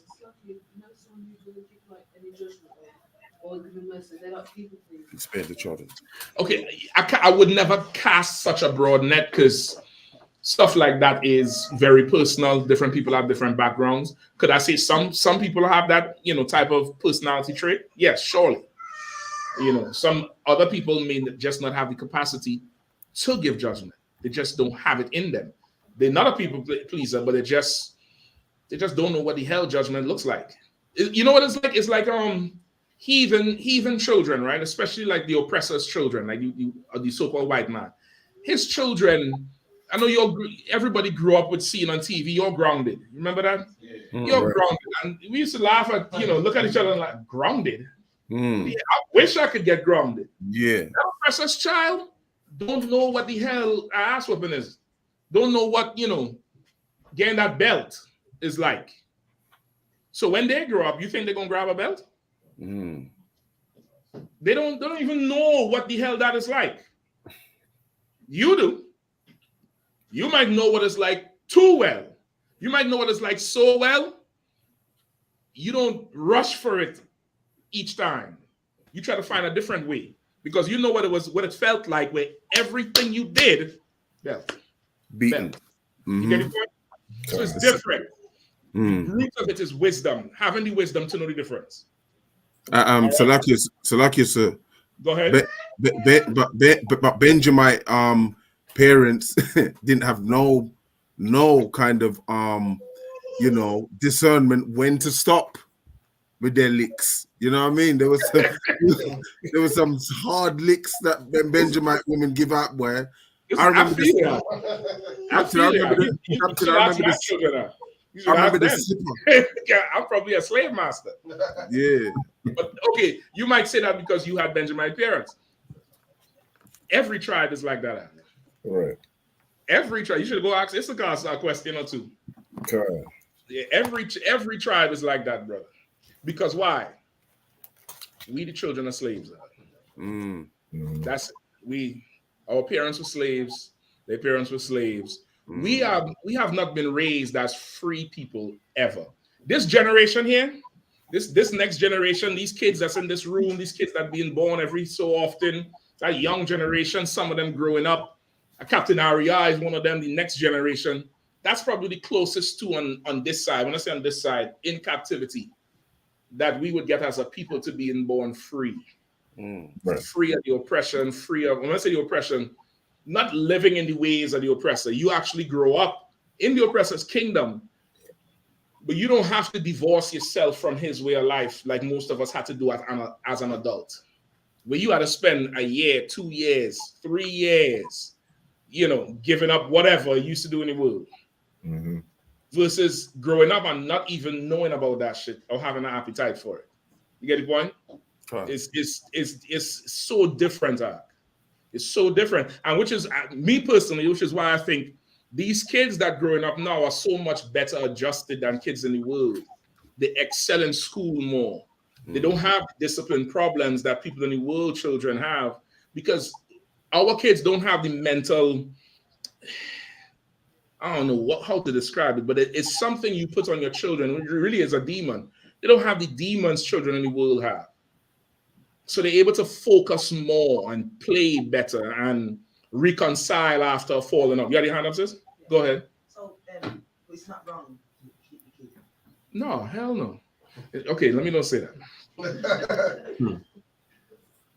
Whatever you choose to do to discipline your children is fine. It depends on the child. It depends on you. It depends on the situation. Me, however, I believe at a certain age, they had to get a spanking or two, a belt or two. Then, this is personal now. Everybody could do what the hell they want to do as long as they ain't abusing no child. Then, as you do that, you're going to have to talk to your child. And you could do something that's worse than the belt. You could have the type of relationship with your child. I'm not talking on a friend basis, strictly parent and son or daughter. You could have that type of relationship where they love making you proud. And disappointing you hurts more than licks. Absolutely. And it's righteous guilt. And you would find after a certain age, you don't even have to reach for it. You are going to tell them. You can just talk stern, raise your voice, and it wrecks their day. And they'll go and figure out how to make things back up. That's so healthy. It's so healthy and good. Because even if you develop a long-term discipline strategy of using the belt, there's going to come a certain age where that child's going to be looking you straight in your face. Whether they're the same height or they're shorter, but they're old enough now to just look at you in your eye. And that belt ain't going to mean shit. Now it's going to be fisticuffs. And now you fighting with your child and all that kind of unhealthy bullshit, toxic nonsense. You get the point? Okay. But you could now develop something in them that they never want to disappoint you as their parents. They always want to make you proud. They know that if you mad with them, it's for a good reason. Right. And that's something most of us ain't really grow up with, where you don't even understand why this motherfucker mad. Excuse my language. And again, it comes from being oppressed. A lot of the anger we experience from parents growing up is because of the slavery, because they had a bad day at slave, because they can't pay bills. And they never had somebody to tell them, F this world, the white man is the devil. That's right. How many of us have a bill due right now? Don't lie to be proud. Benjamin, come on. You have a bill due right now. How many of us have about 2 bills due right now for past 2 months? I got more than that. I don't. I got about 5 of them. Hell yeah, they're going to get when they get. Go out to Ukraine. That's right. Money. You give me Ukraine all the damn bill money and I had to go slave for it. Let Zelensky come mow my lawn so I can get some money to pay you your goddamn bill. That's right. Now, I'm not saying people in the truth don't care about paying bills and stuff. It's not that. But sometimes you're going to fall on hard times. Sometimes things don't add up. Things happen. But now in the world, when things happen, brother, you don't have an outlet for that frustration. You don't. And when you come home, Satan is going to tell you that's your outlet. Or Satan is going to justify something to you. Like you're going to come home angry the same day this child failed a course or hit somebody or get in trouble, or your rib doing something, or your husband doing something you don't like. And it just flows out. And it has nothing to do with the situation. It has everything to do with your day or your week or everything like that. But in here, you're so free. You're free. There's so much people in the world. The car repo people coming to steal the car. Not steal the car. But repossess the car. They can't sleep. They can't sleep, bro. I remember I went through that shit. Listen, I had a duffel bag like this, and every time I come out the car, I just pack everything I need and walk in the house with it. If they want to come get that shit when I'm sleeping, fine. Take it. Good. Right. Like what? We can't get another car? The white man built Greece and Rome and England and America. He had 4 empires that the Lord repossessed from him. I can't get another car? No. I ain't have the stress.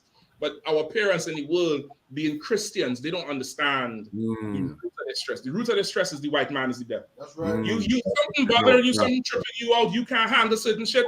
The white man is the devil first and foremost. That's right. After that, you start to realize why you have this conflict with your brother or your sister or your rib or your husband or your children. And you could now more meter it.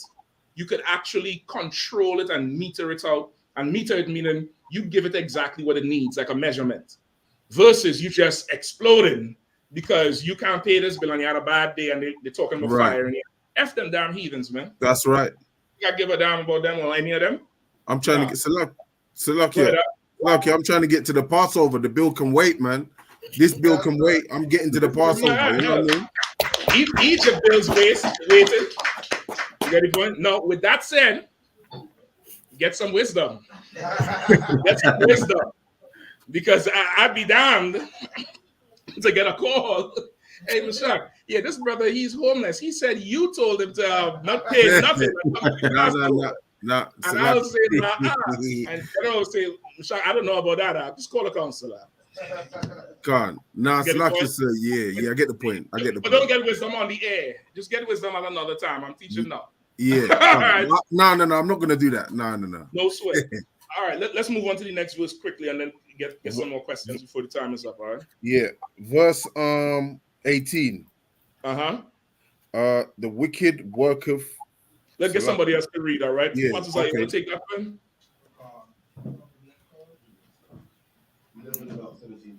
18. Proverbs 14 and 18. 11 and 18. This is Proverbs chapter 11 and verse 18. The wicked worketh a deceitful work, but to him that soweth righteousness shall be a sure reward. Right, that's a little bit self-explanatory at this point. The wicked worketh a deceitful work. And somebody who is wicked is always trying to deceive and plot and twist something up and make it appear one way, make it appear sunshine when it's moonlight. You get the point? That's somebody who's wicked. But to him that soweth righteousness shall be a sure reward. Meaning somebody who is being right and on purpose striving to have things done the right way, in the right way. And having things done the right way also means what? Accepting that you could be wrong. You understand? Once again, this is universal practical knowledge. This is not Christian knowledge. You tell a Christian making sure you're right. The Christian think, make sure that I'm never wrong.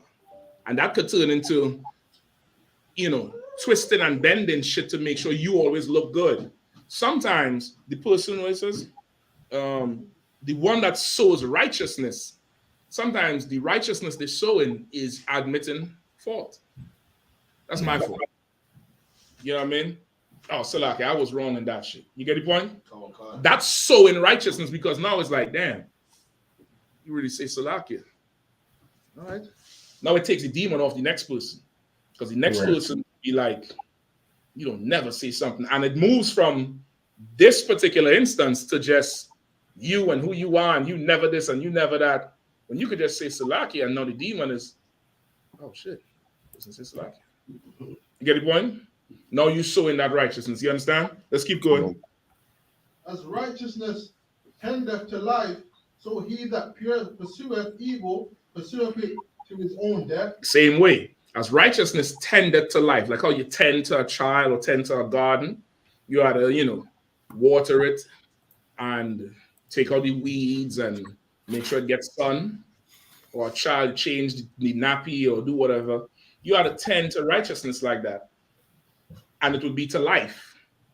So no matter what you're dealing with, how hard it could be, as long as you tend to righteousness, you can be sure your reward, or else the Lord ain't real. You get the point?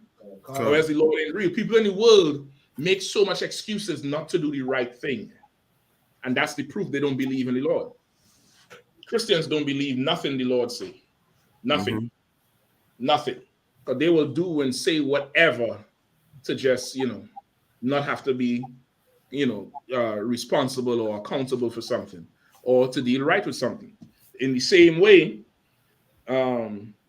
he that pursueth evil pursueth it to his own death. Somebody who's doing something absolutely wrong, absolutely false, they may enjoy glory or wealth or power or being seen as right for a season, but they're going to surely pay for whatever the hell they do. You understand? Right. All this thing they're doing is going to be to their own death, their own fault. Right? Go ahead. They that are of a froward heart are abomination to the Lord, but such as are upright in their way are his delight. All right. What does that mean?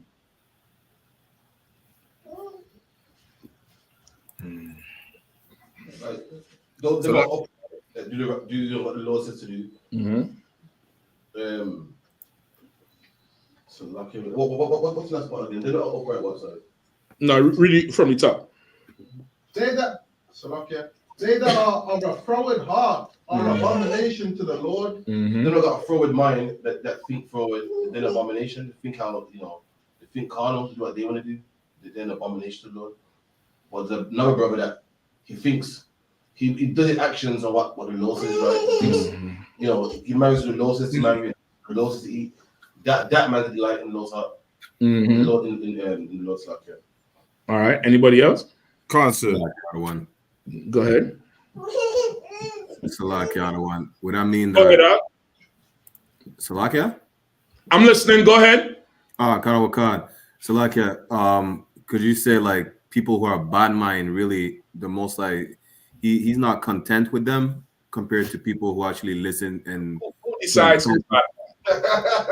Who decides who's bad mind or not? Salakia. Salakia.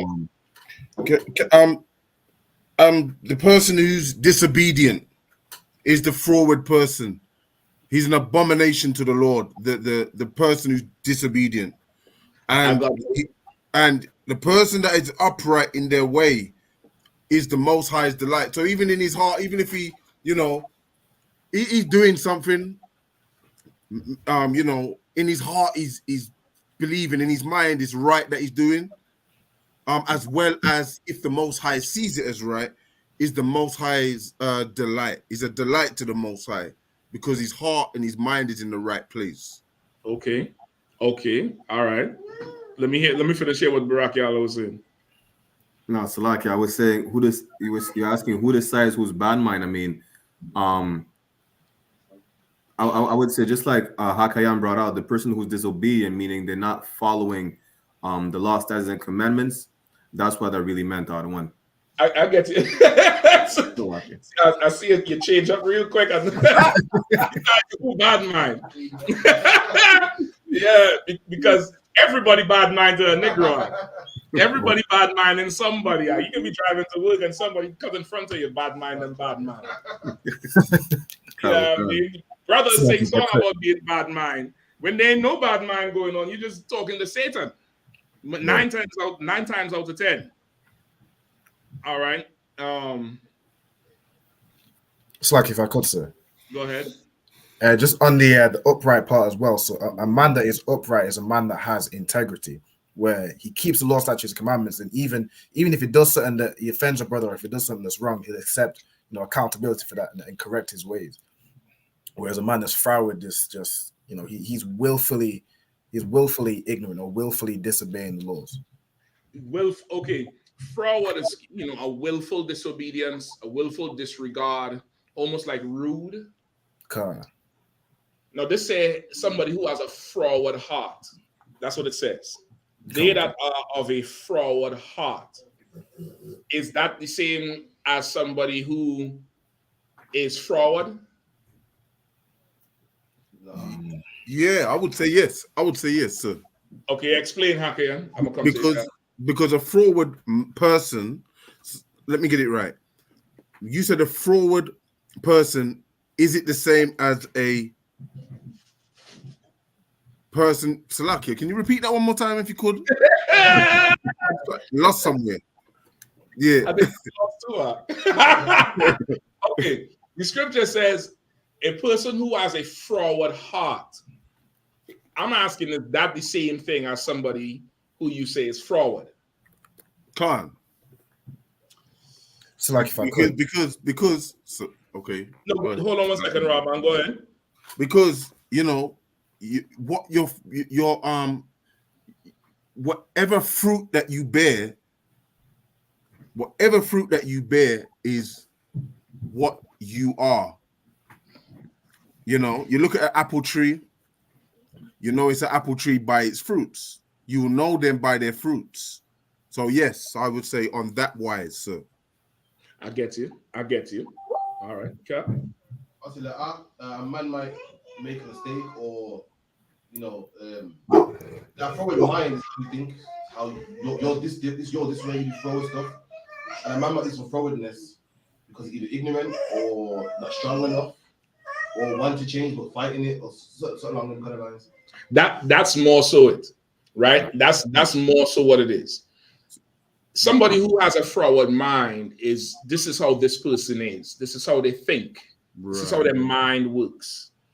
Our oppressor is an absolute froward mind. People who try to be like the oppressor, absolutely froward mind. I'm just absolutely.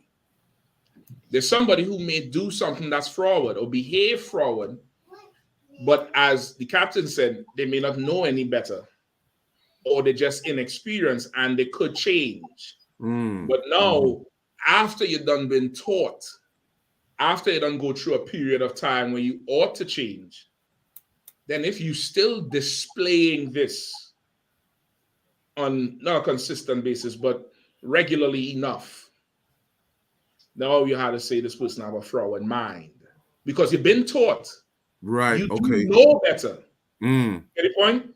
You know better. Did you know you're supposed to do this? God. So why did you do it? If I make it, you get the point?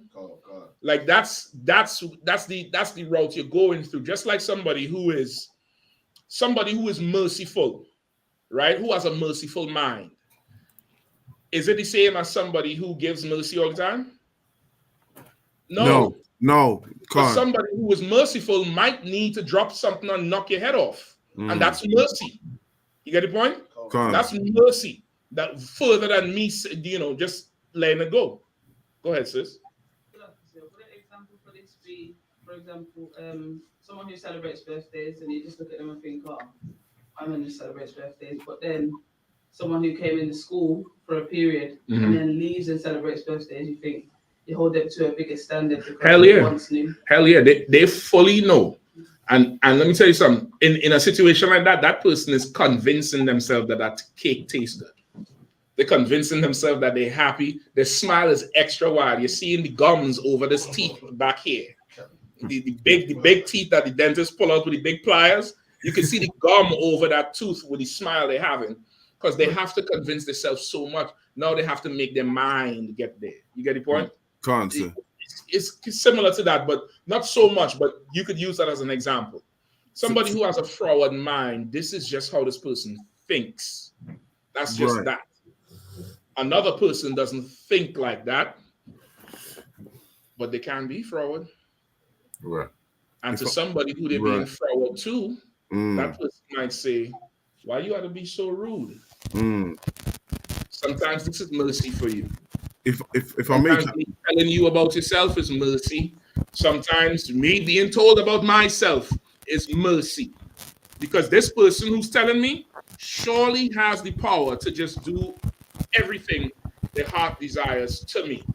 But wisdom makes them have a certain amount of mercy for it. Right. You understand? Can't say. I was going to add to it, so if I could. I ain't sure if you're adding to it, but I'll hear your point. Oh, okay, so basically, a forward person is a man that continues in forwardness. Someone who has a forward heart, like what the scripture. Yeah, Salaki. That's the root. Differently, you might be saying something different. That's what I mean, yeah. You're saying someone who has a forward heart. This is, regular occurrences of this thing with there's no alternate. There's nothing else being done. You get the point? Right, fully. And a person that commits disobedience or forwardness is not necessarily a forward person. He just made a couple of mistakes. Exactly. Or let me give you something everybody would understand. To the oppressor, the average black man or woman is forward. We have a forward mind. You hear them. This is how these people think. In this community, this is how they are. You have to understand that. Forget about a sister if she get pregnant. They think you have the pain threshold of an animal. Right.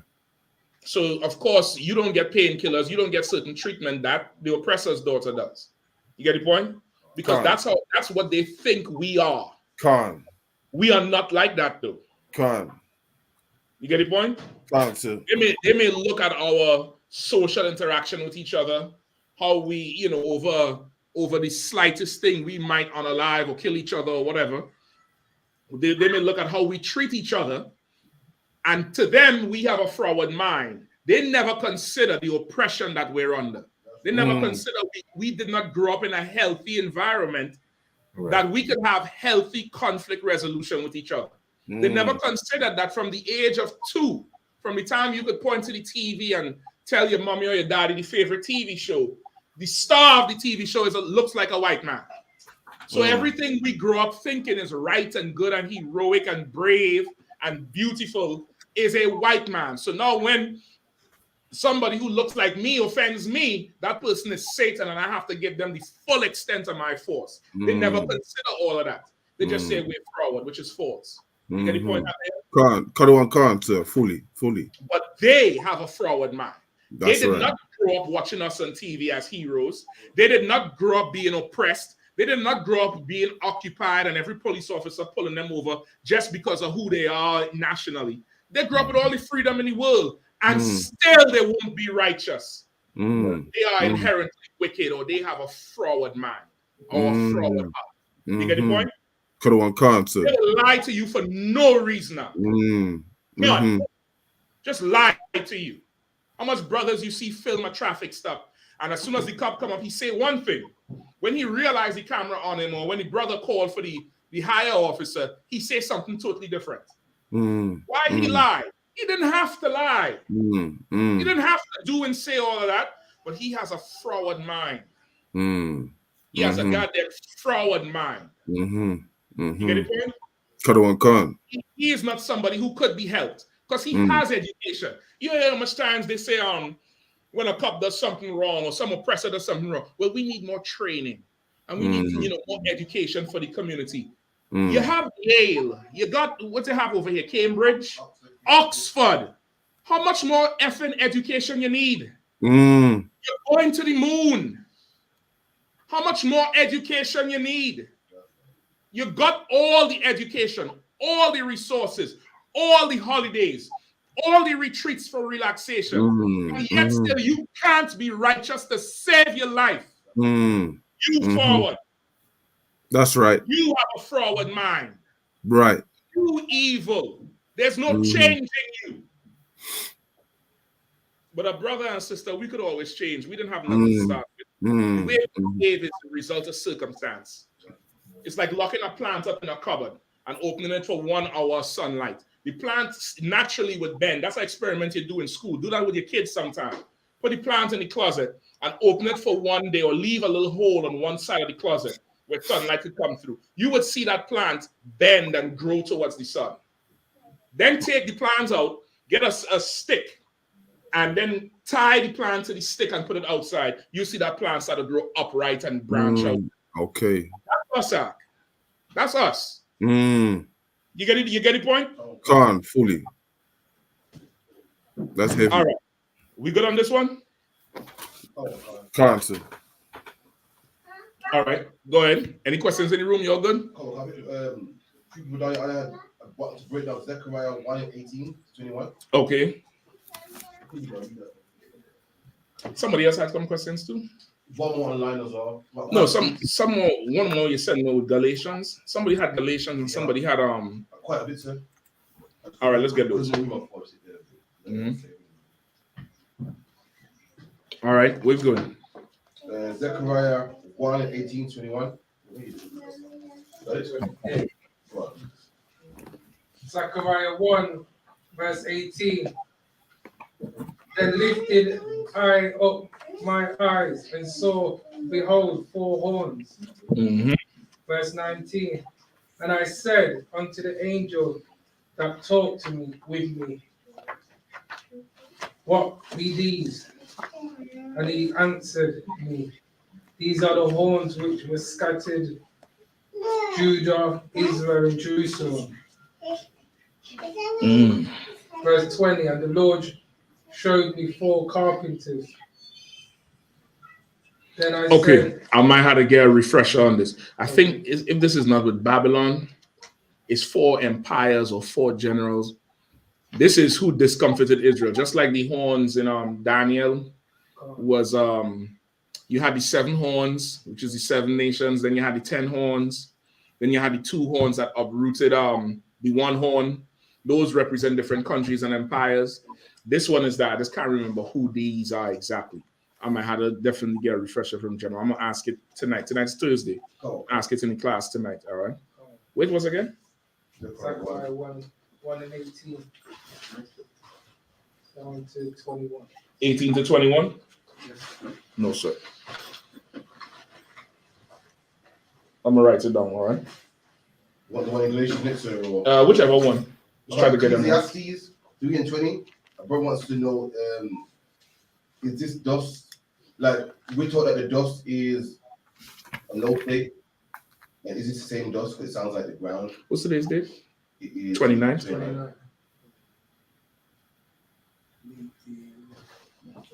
And what was that one? Zechariah, right? 1 and about 18. Say it again. 1 and 18. 1 and 18 to what? 21, sir. And you want to know who are the who are the horns? Okay. The horns, the carpenter. The carpenter, the full understanding of the Okay, I vaguely remember. I think it's something to do with the Babylonian Empire. Could be wrong though. I don't want to teach nothing wrong. Let me ask it, all right? The full carpenter. It says something about carpenters. Yeah, the horns, the carpenters. All right, let me get the other one. Ecclesiastes 3:20. All go on. Sorry, all Ecclesiastes, go. not took us, right? No. Ecclesiastes. Yeah, go ahead. Ecclesiastes 3:20. All go unto one place. All are of the dust, and all turn to dust again. Okay. You wanted this broken down? Oh, sure. All right. Give me 16. Ecclesiastes 3:16. Yeah. What is that? You want to take it? Or Rada, either one. What's the scripture? I got it. Ecclesiastes 3:16. And moreover, I saw under the sun the place of judgment. That wickedness was there. Go ahead. And the place of righteousness, that iniquity was there. Verse 17. Right. So what is that talking about? The place of under the sun, the place of judgment, that righteousness was there, and the place of and that iniquity was there.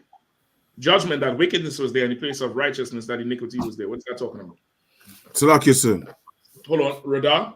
Okay. Talking about the earth, basically. Under the sun, which is on the earth, right? And there's wickedness there, there's righteousness there as well. Right. So, and who is doing it? Who is doing the wickedness and the righteousness? The wickedness, people. The people, yeah. People under the sun, right? So that's who we're talking about here. Now skip me down to 19. Ecclesiastes 3 verse 19. For that which befalleth the sons of men befalleth beasts. Right. Even one thing befalleth them. As the one dieth, so dieth the other. Yea, they have all one breath, so that a man have no. Read it nice and loud. Read that last part a little louder. They all have one breath, so that a man have no preeminence above a beast, for all is vanity. All right, what does that mean? Anybody? Anybody? They all have one breath. Okay. They all dieth. Same way, so that a man has no preeminence over a beast. Say that animals die, humans die. Yeah. So man is created in a beast when it comes to dying, because everything got lost. Shoot a dog, shoot a man. Yeah, don't get a disease and die, you get a disease and die. You're gonna drop down and die the same way. There's no, a man doesn't have, that type of power where he can't perish like an animal. Go ahead. Give me verse 20 now. Verse 20. All go unto one place. All meaning what? Man and beast. All go unto one place, which is what? The grave. Dying. Go ahead. All are of the dust, and all turn to dust again. All are of the dust, and all turn to dust again. So this is not talking about dust as in low estate. This is talking about what happens to you when you die. Your body turns to dust. Your body decays. Even when you're alive, your body turns to dust. If you don't go outside for 2 weeks, most of y'all during the COVID, right? Y'all wasn't going outside. Where did the dust in the house come from? You. So when Adam came from the dust, with twofold, did he literally come from dust? No, Adam was given the truth. That's why it says Adam was already on the earth at the end of the 6th day. On the 6th day, the Lord actually created mankind. When it says male and female, he created them. He created the species of mankind. Then it says all his work was done. And on the 7th day, he formed Adam of the dust. It used different language. All his work, all the Lord's work was actually done. All his creation was actually done. He gave Adam the truth on his day of rest. The scriptures say, enter into the Lord's rest. Like Adam, meaning come into the truth. Adam was given the truth because Adam was living in a low state, like dirty. Much like how we look at Hamites today. We look at Hamites like you You know, you African booty scratcher. You go live in a hut. Ooga mooga mooga. Yeah. What's your name? Yeah, I mean, like how we look at them, it's like they living in the dust. Some of them living in the dust, literally. Yeah, I mean, they're literally in the dust. Now think of they living in the dust, and then somebody makes Burna Boy. Did they grow Burna Boy out of some lab? No, he's from the dust. They just take him and give him money.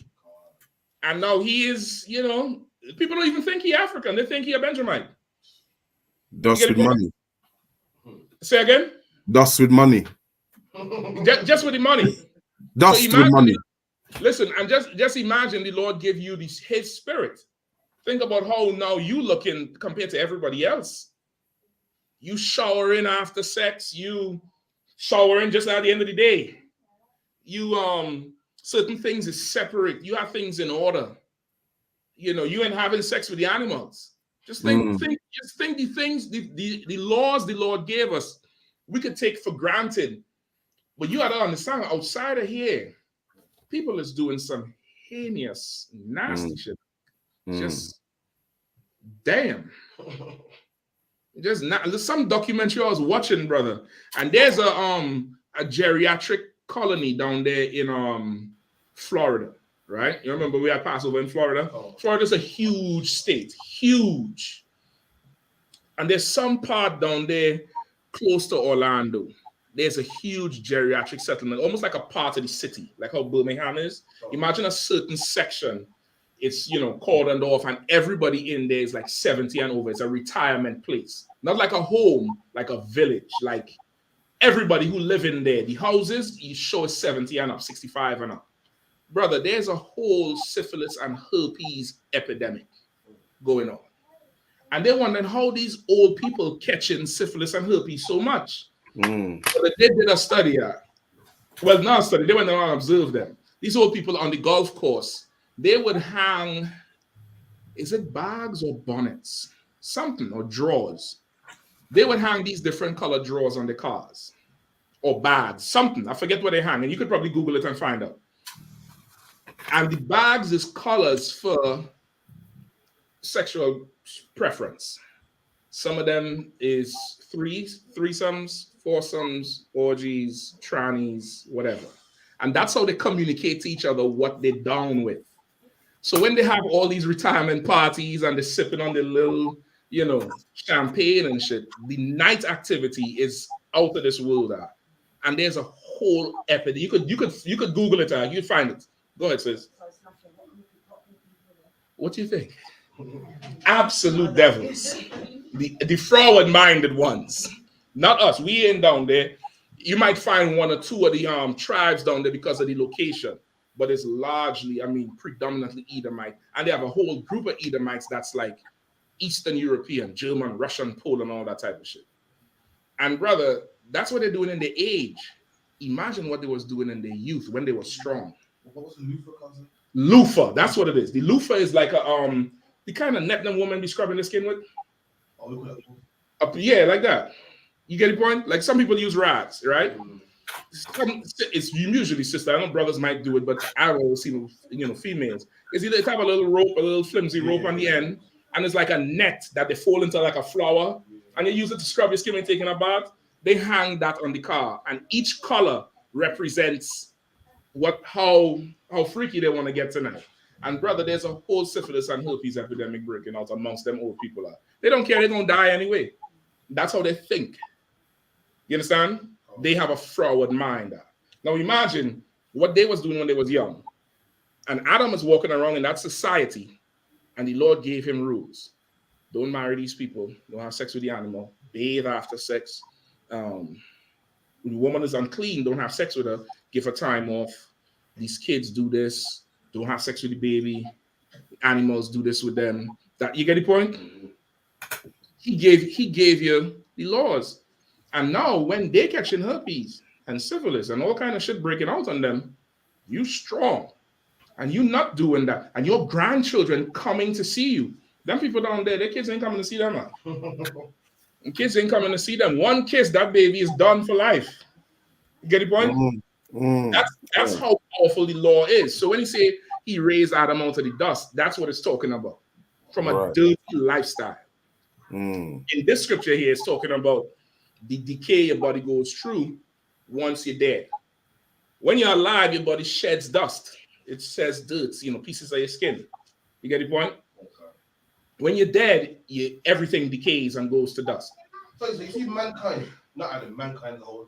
I heard a debate. Some people saying that mankind comes from water because the body's made Let's get it. Give me Genesis 1. Go ahead, come on. And some people say the body's made of dirt because you got zinc, copper, just like dirt. Which one is it? Well, let's find out what the Lord says. Oh, okay. Let's go to the manufacturer. Let's go to the manufacturer and go to the instructional manual. Genesis 1. Genesis 1, 16, 18. Let me get Quatters on that one. Quatters, if you grab that one. Please.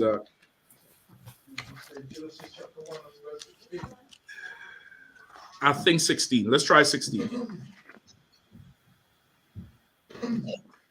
This is chapter 1 and verse 16. And God made 2 great lights. Nope. Skip down to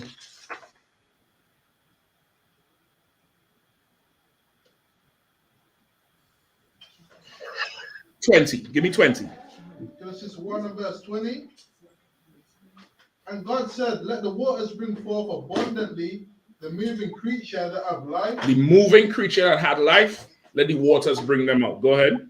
And fowl that may fly above the earth in the open firmament of heaven. So the waters brought forth moving creatures that are in the water and the birds. Birds come from the water too, right? That's why even in the Bible, everything above land is considered the waters. The Lord separated the water from the waters with the firmament. Outer space is considered water, which is why when astronauts go out, they still have to put on the helmet, just like when they go in the deep. Fishes, anything that's in the water comes from the water, comes out of the water. Skip me to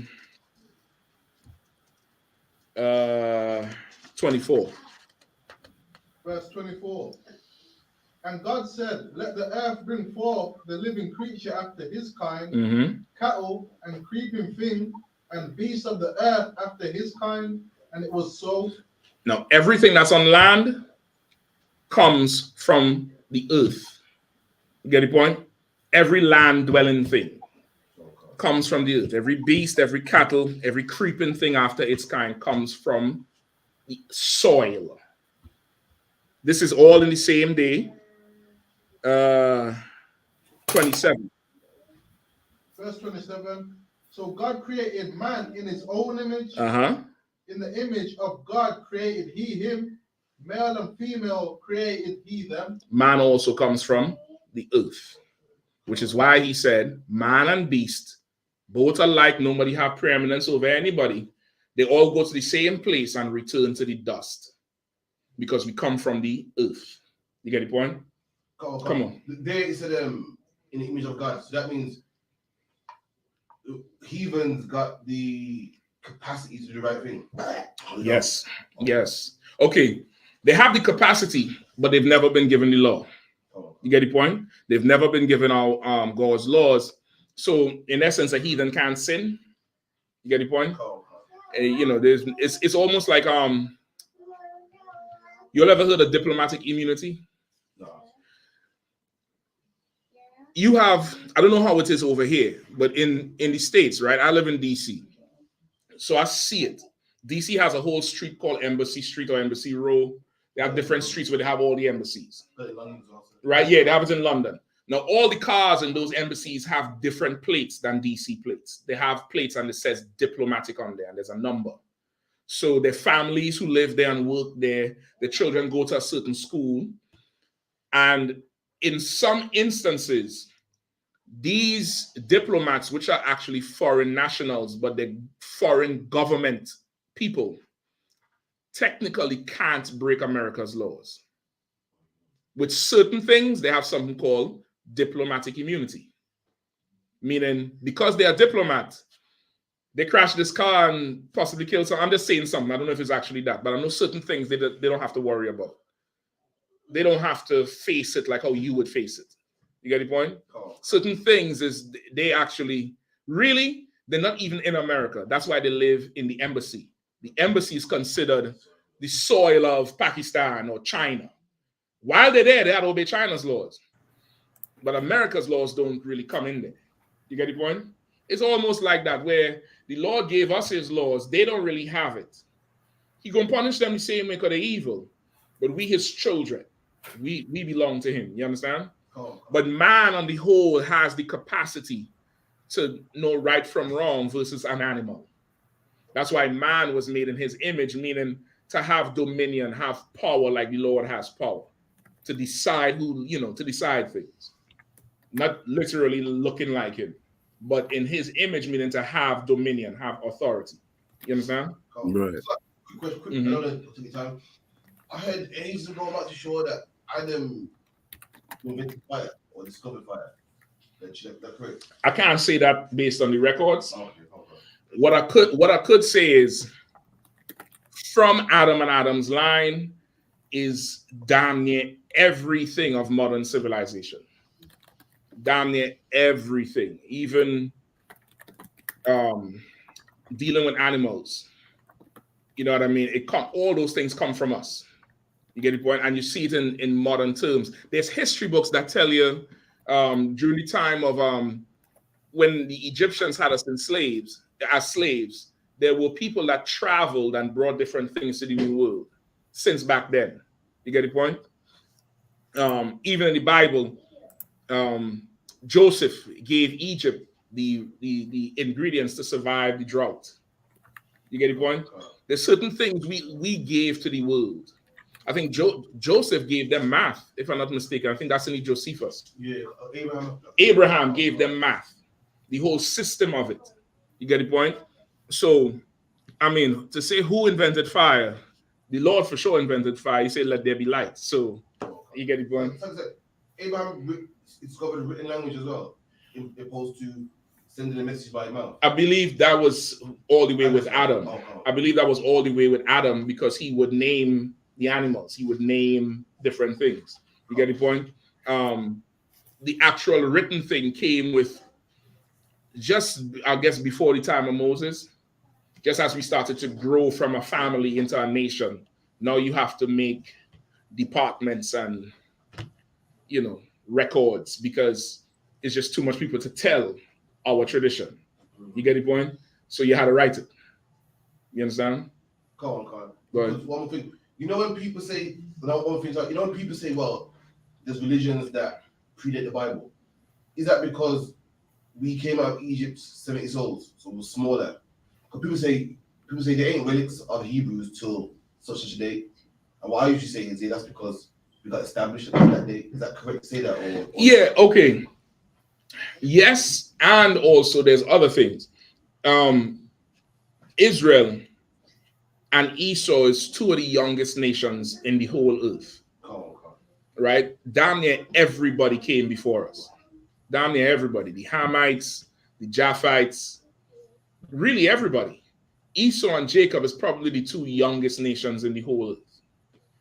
Now, was there religions before? Hell yeah. There was worshiping Nimrod when we was a small family. You get the point? That doesn't mean anything.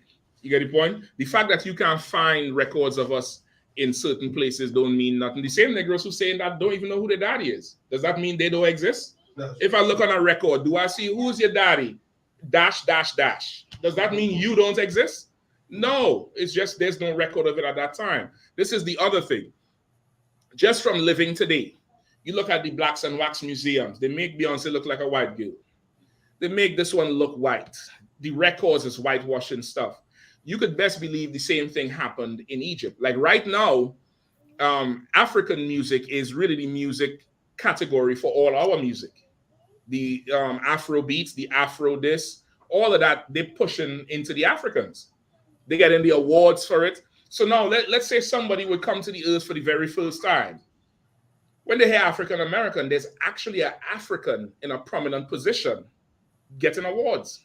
Who will they say has the records for it? Them. You get the point?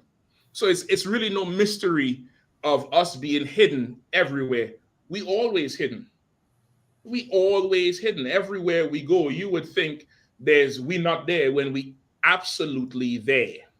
without a doubt, we absolutely right there, pushing their whole society forward, but we don't get any of the props for it. We don't get the recognition for it. Brock, the question. Go ahead, Brock. So who asked this one? That was True. Okay, no, so I hope he able to get it. All right. So this here is the actual dust of the earth, the ground. Go ahead, Art. Can Ecclesiastes chapter 3 verse 18, when it says that they might see that themselves are beasts, can it be used as a precept to say that when it talks about the beasts of the field, is not necessarily referring to animals, but it could be referred to men as well, like in Genesis or in Ezekiel 34:5? Say that again. Which precept are you talking about?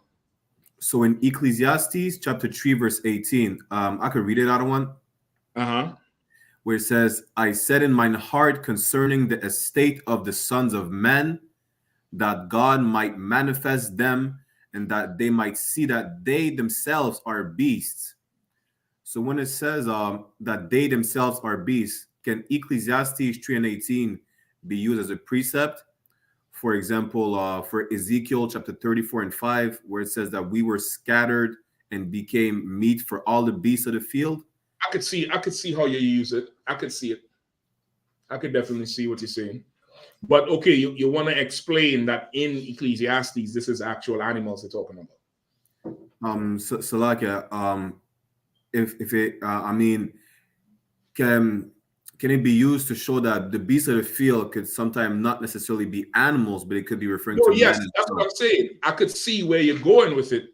You can definitely do it. But as you teach, you don't want to teach that alone, because somebody might go off thinking this is not talking about the actual animals, because now it wouldn't make sense to pull the precept in Genesis that we just pulled. I was not talking about this precept in Genesis. I was referring to, like, for instance, I understand what you say. Listen to what I'm saying. As you use Ecclesiastes to show that it's not always talking about animals, it could be talking about the nations as the beasts of the field. Right. You just want to make it clear that Ecclesiastes is actually talking about animals. Karawakan. You understand what I'm saying? Karawakan. Sometimes people listen to when you teach and they go off with something in their own head that you, maybe because you didn't think to explain it. I just tell you from experience. Sometimes you just ain't think to explain that part. You think it's understood and it's not understood. You get what I'm saying? One. I got you. But you could definitely use it to show the difference in the context. You know what I mean? And precept upon precept, 18 could damn near go with Ezekiel.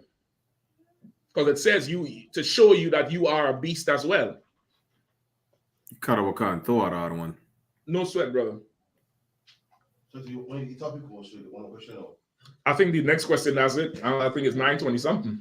I ain't trying to stay that long. I think that's, I think that next question is it. One more. The famous shit.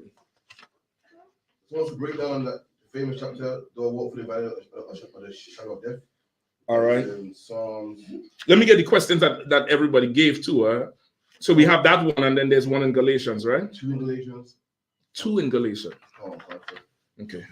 So that's, anybody who needs a role, y'all could definitely vacate if you need to. I wouldn't be offended. I'm not gonna call a council. Don't worry about it.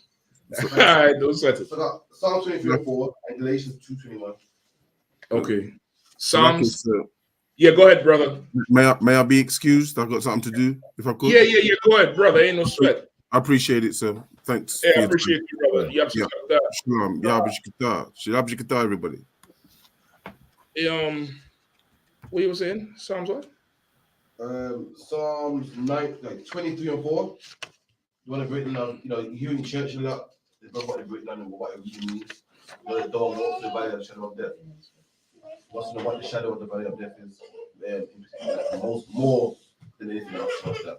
Okay, you want to read it? Somebody could read it. Rada or Pastor, either one. Psalms 23 and 4. Yeah.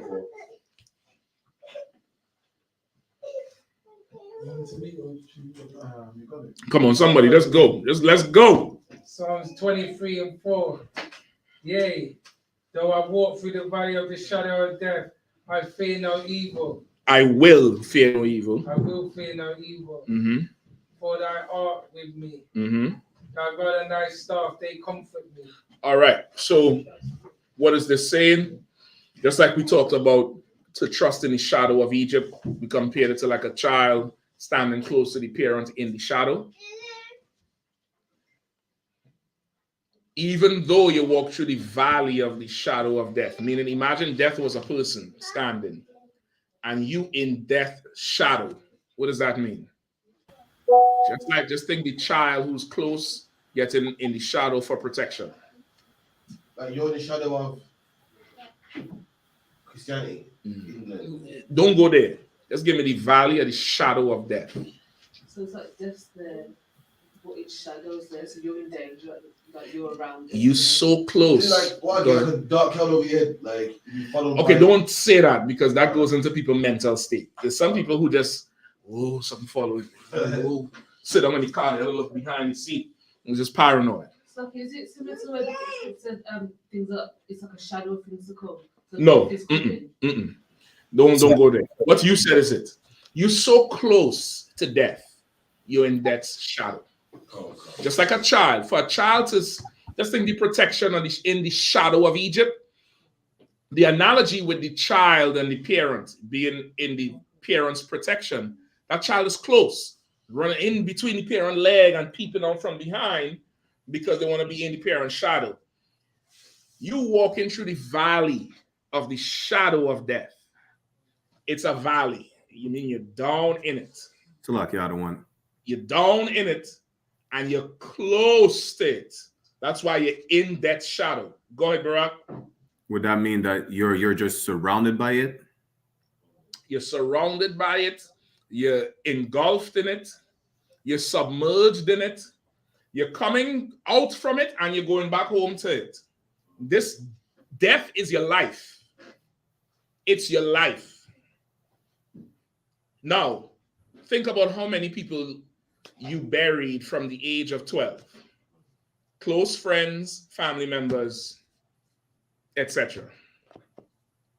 And they ain't just reach an old age and die. This is just, damn. Like, when will it stop?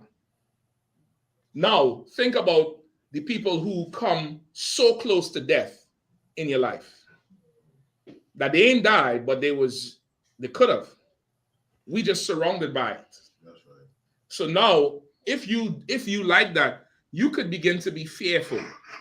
You could begin to be extremely fearful living in the world.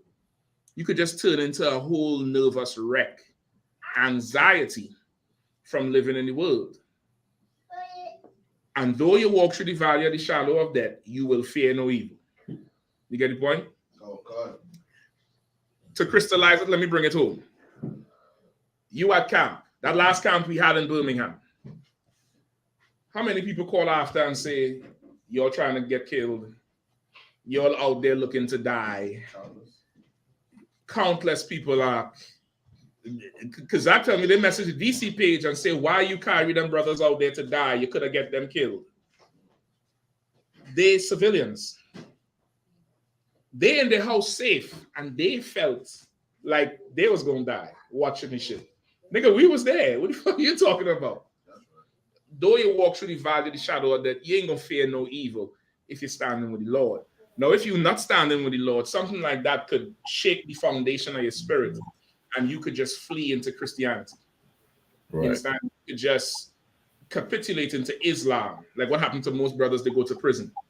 They go to prison, Father, Son, Holy Ghost. They come out, Bismillah, my name is Muhammad Asif Rakpir. They roll that R, boy. Muhammad Asif Rakpir, man. You get the point? And really, they was in prison in the valley of the shadow of death. The whole tier is Muslim. They come in the damn cell with you and tell you, if you don't, they drop the Quran on the damn table. What are you going to do at that point? You get the point? It's that. It's like our life is just so close to death. You could start to fear evil and not fear the Lord. And that's it. Right. Also, just for context, this was written by David. Remember, David was on the run. David was enemy of the state. So think everybody knows Saul won David, how he had to move through the city. Meaning if somebody would have gathered enough men to corral David and string him up, they wouldn't have been wrong because Saul wanted him. He was an enemy of the state. You get the point? Oh, God. So imagine that. Like, though I walk through the valley of the shadow, that everybody wants David and his men. And then the reports coming out. It doesn't say that, but just think, for example, hypothesizing, of course. Remember, Saul killed the priest that helped David? Mm. Imagine how the report is David killed the priest and took the bread. You get the point? Oh. David's so evil. David this, David that. Now he moving through. He had to watch out. It could make you fearful. That's the point of it. You're just living a life that's so close to death and danger. It could make you fearful, but you're not going to fear the evil because you stand with the Lord.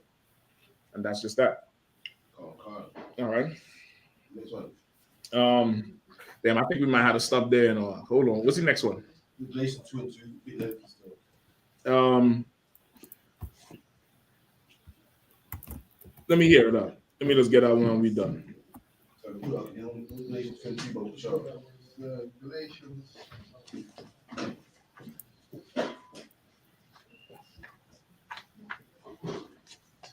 Galatians chapter 2 and verse 2. Yep.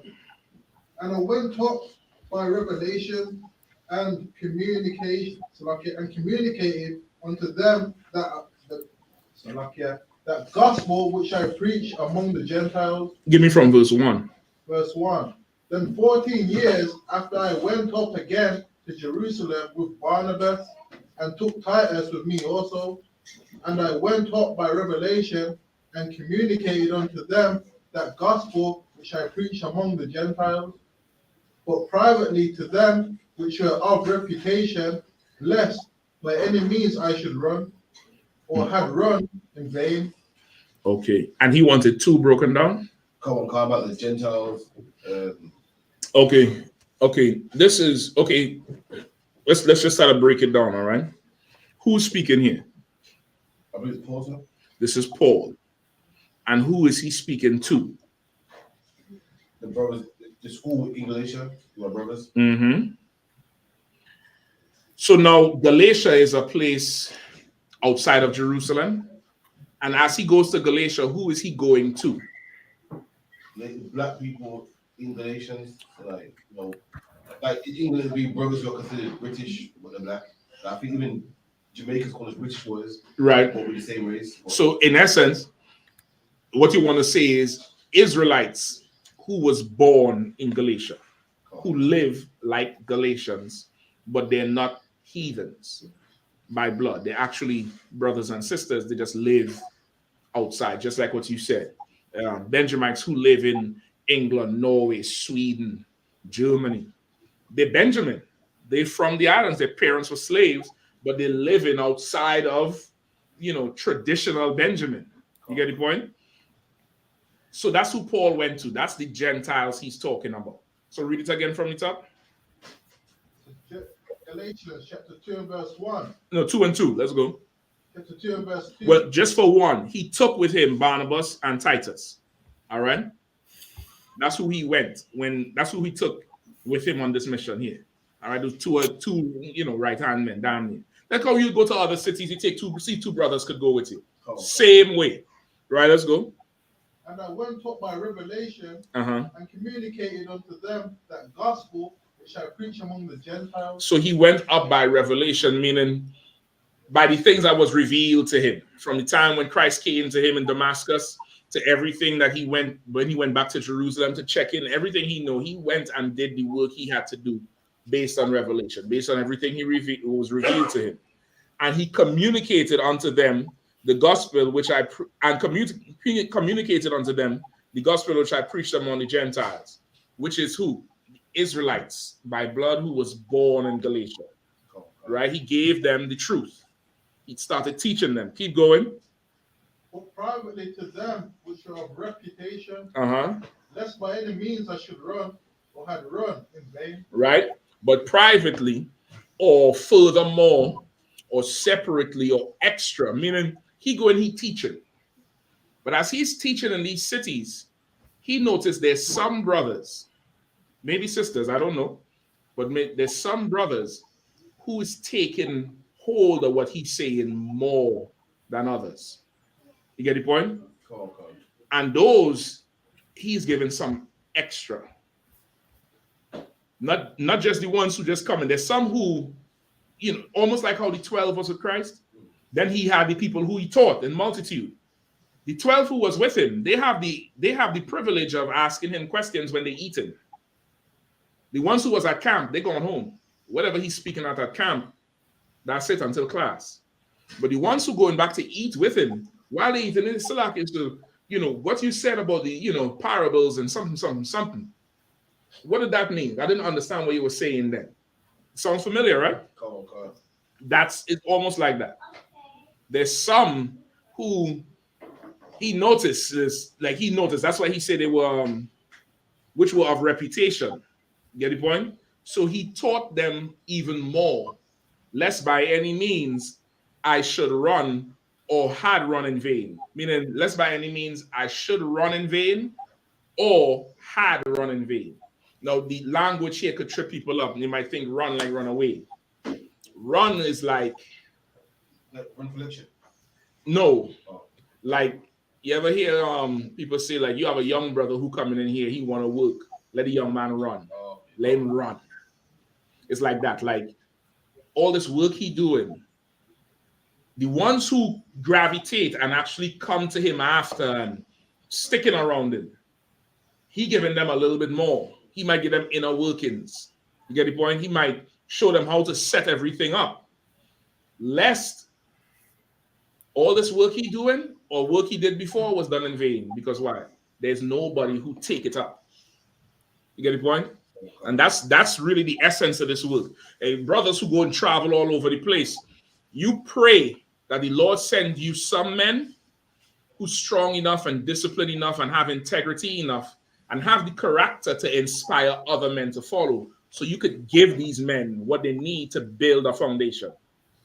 You get the point? Or else you will have to pray to live forever, because there's nobody who could just take up what you're doing. You get the point? And that's the essence of it, of this verse here. Because if not, you can travel anywhere I can teach. You could go teach a camp in Moscow for a week, go to New Zealand for a week, go to the moon for a week. I can teach every day. If nobody there take up what you're saying, what are you going to do? Just watch? Hey, let's watch this tape when I was on the moon. You'll see that I cut them on the moon there with that. It's not continuing. There's no effect of it. So these people, these particular brothers, them which were of reputation, privately, Damia's like taught them extra, give them more. Because they look like they're going, once I leave Galatia and go to Corinth or go to Philippia or wherever else, these brothers going to keep this thing running. And they will look for men who will hold on to this thing the same way they held on to it. The same way I held on to it. That's damn near the spirit of what he's saying here. All right? We could finish up Galatians 2 next week if that's the case, all right? Or the brother could actually rest. I don't want to keep your baby sounding the hell off here. I know that they had a long day. You know what I mean? Say again? She worked a double. She worked a whole double. You know what I mean? With that, I pass the class over to who on the Shema? Dana pass the class over to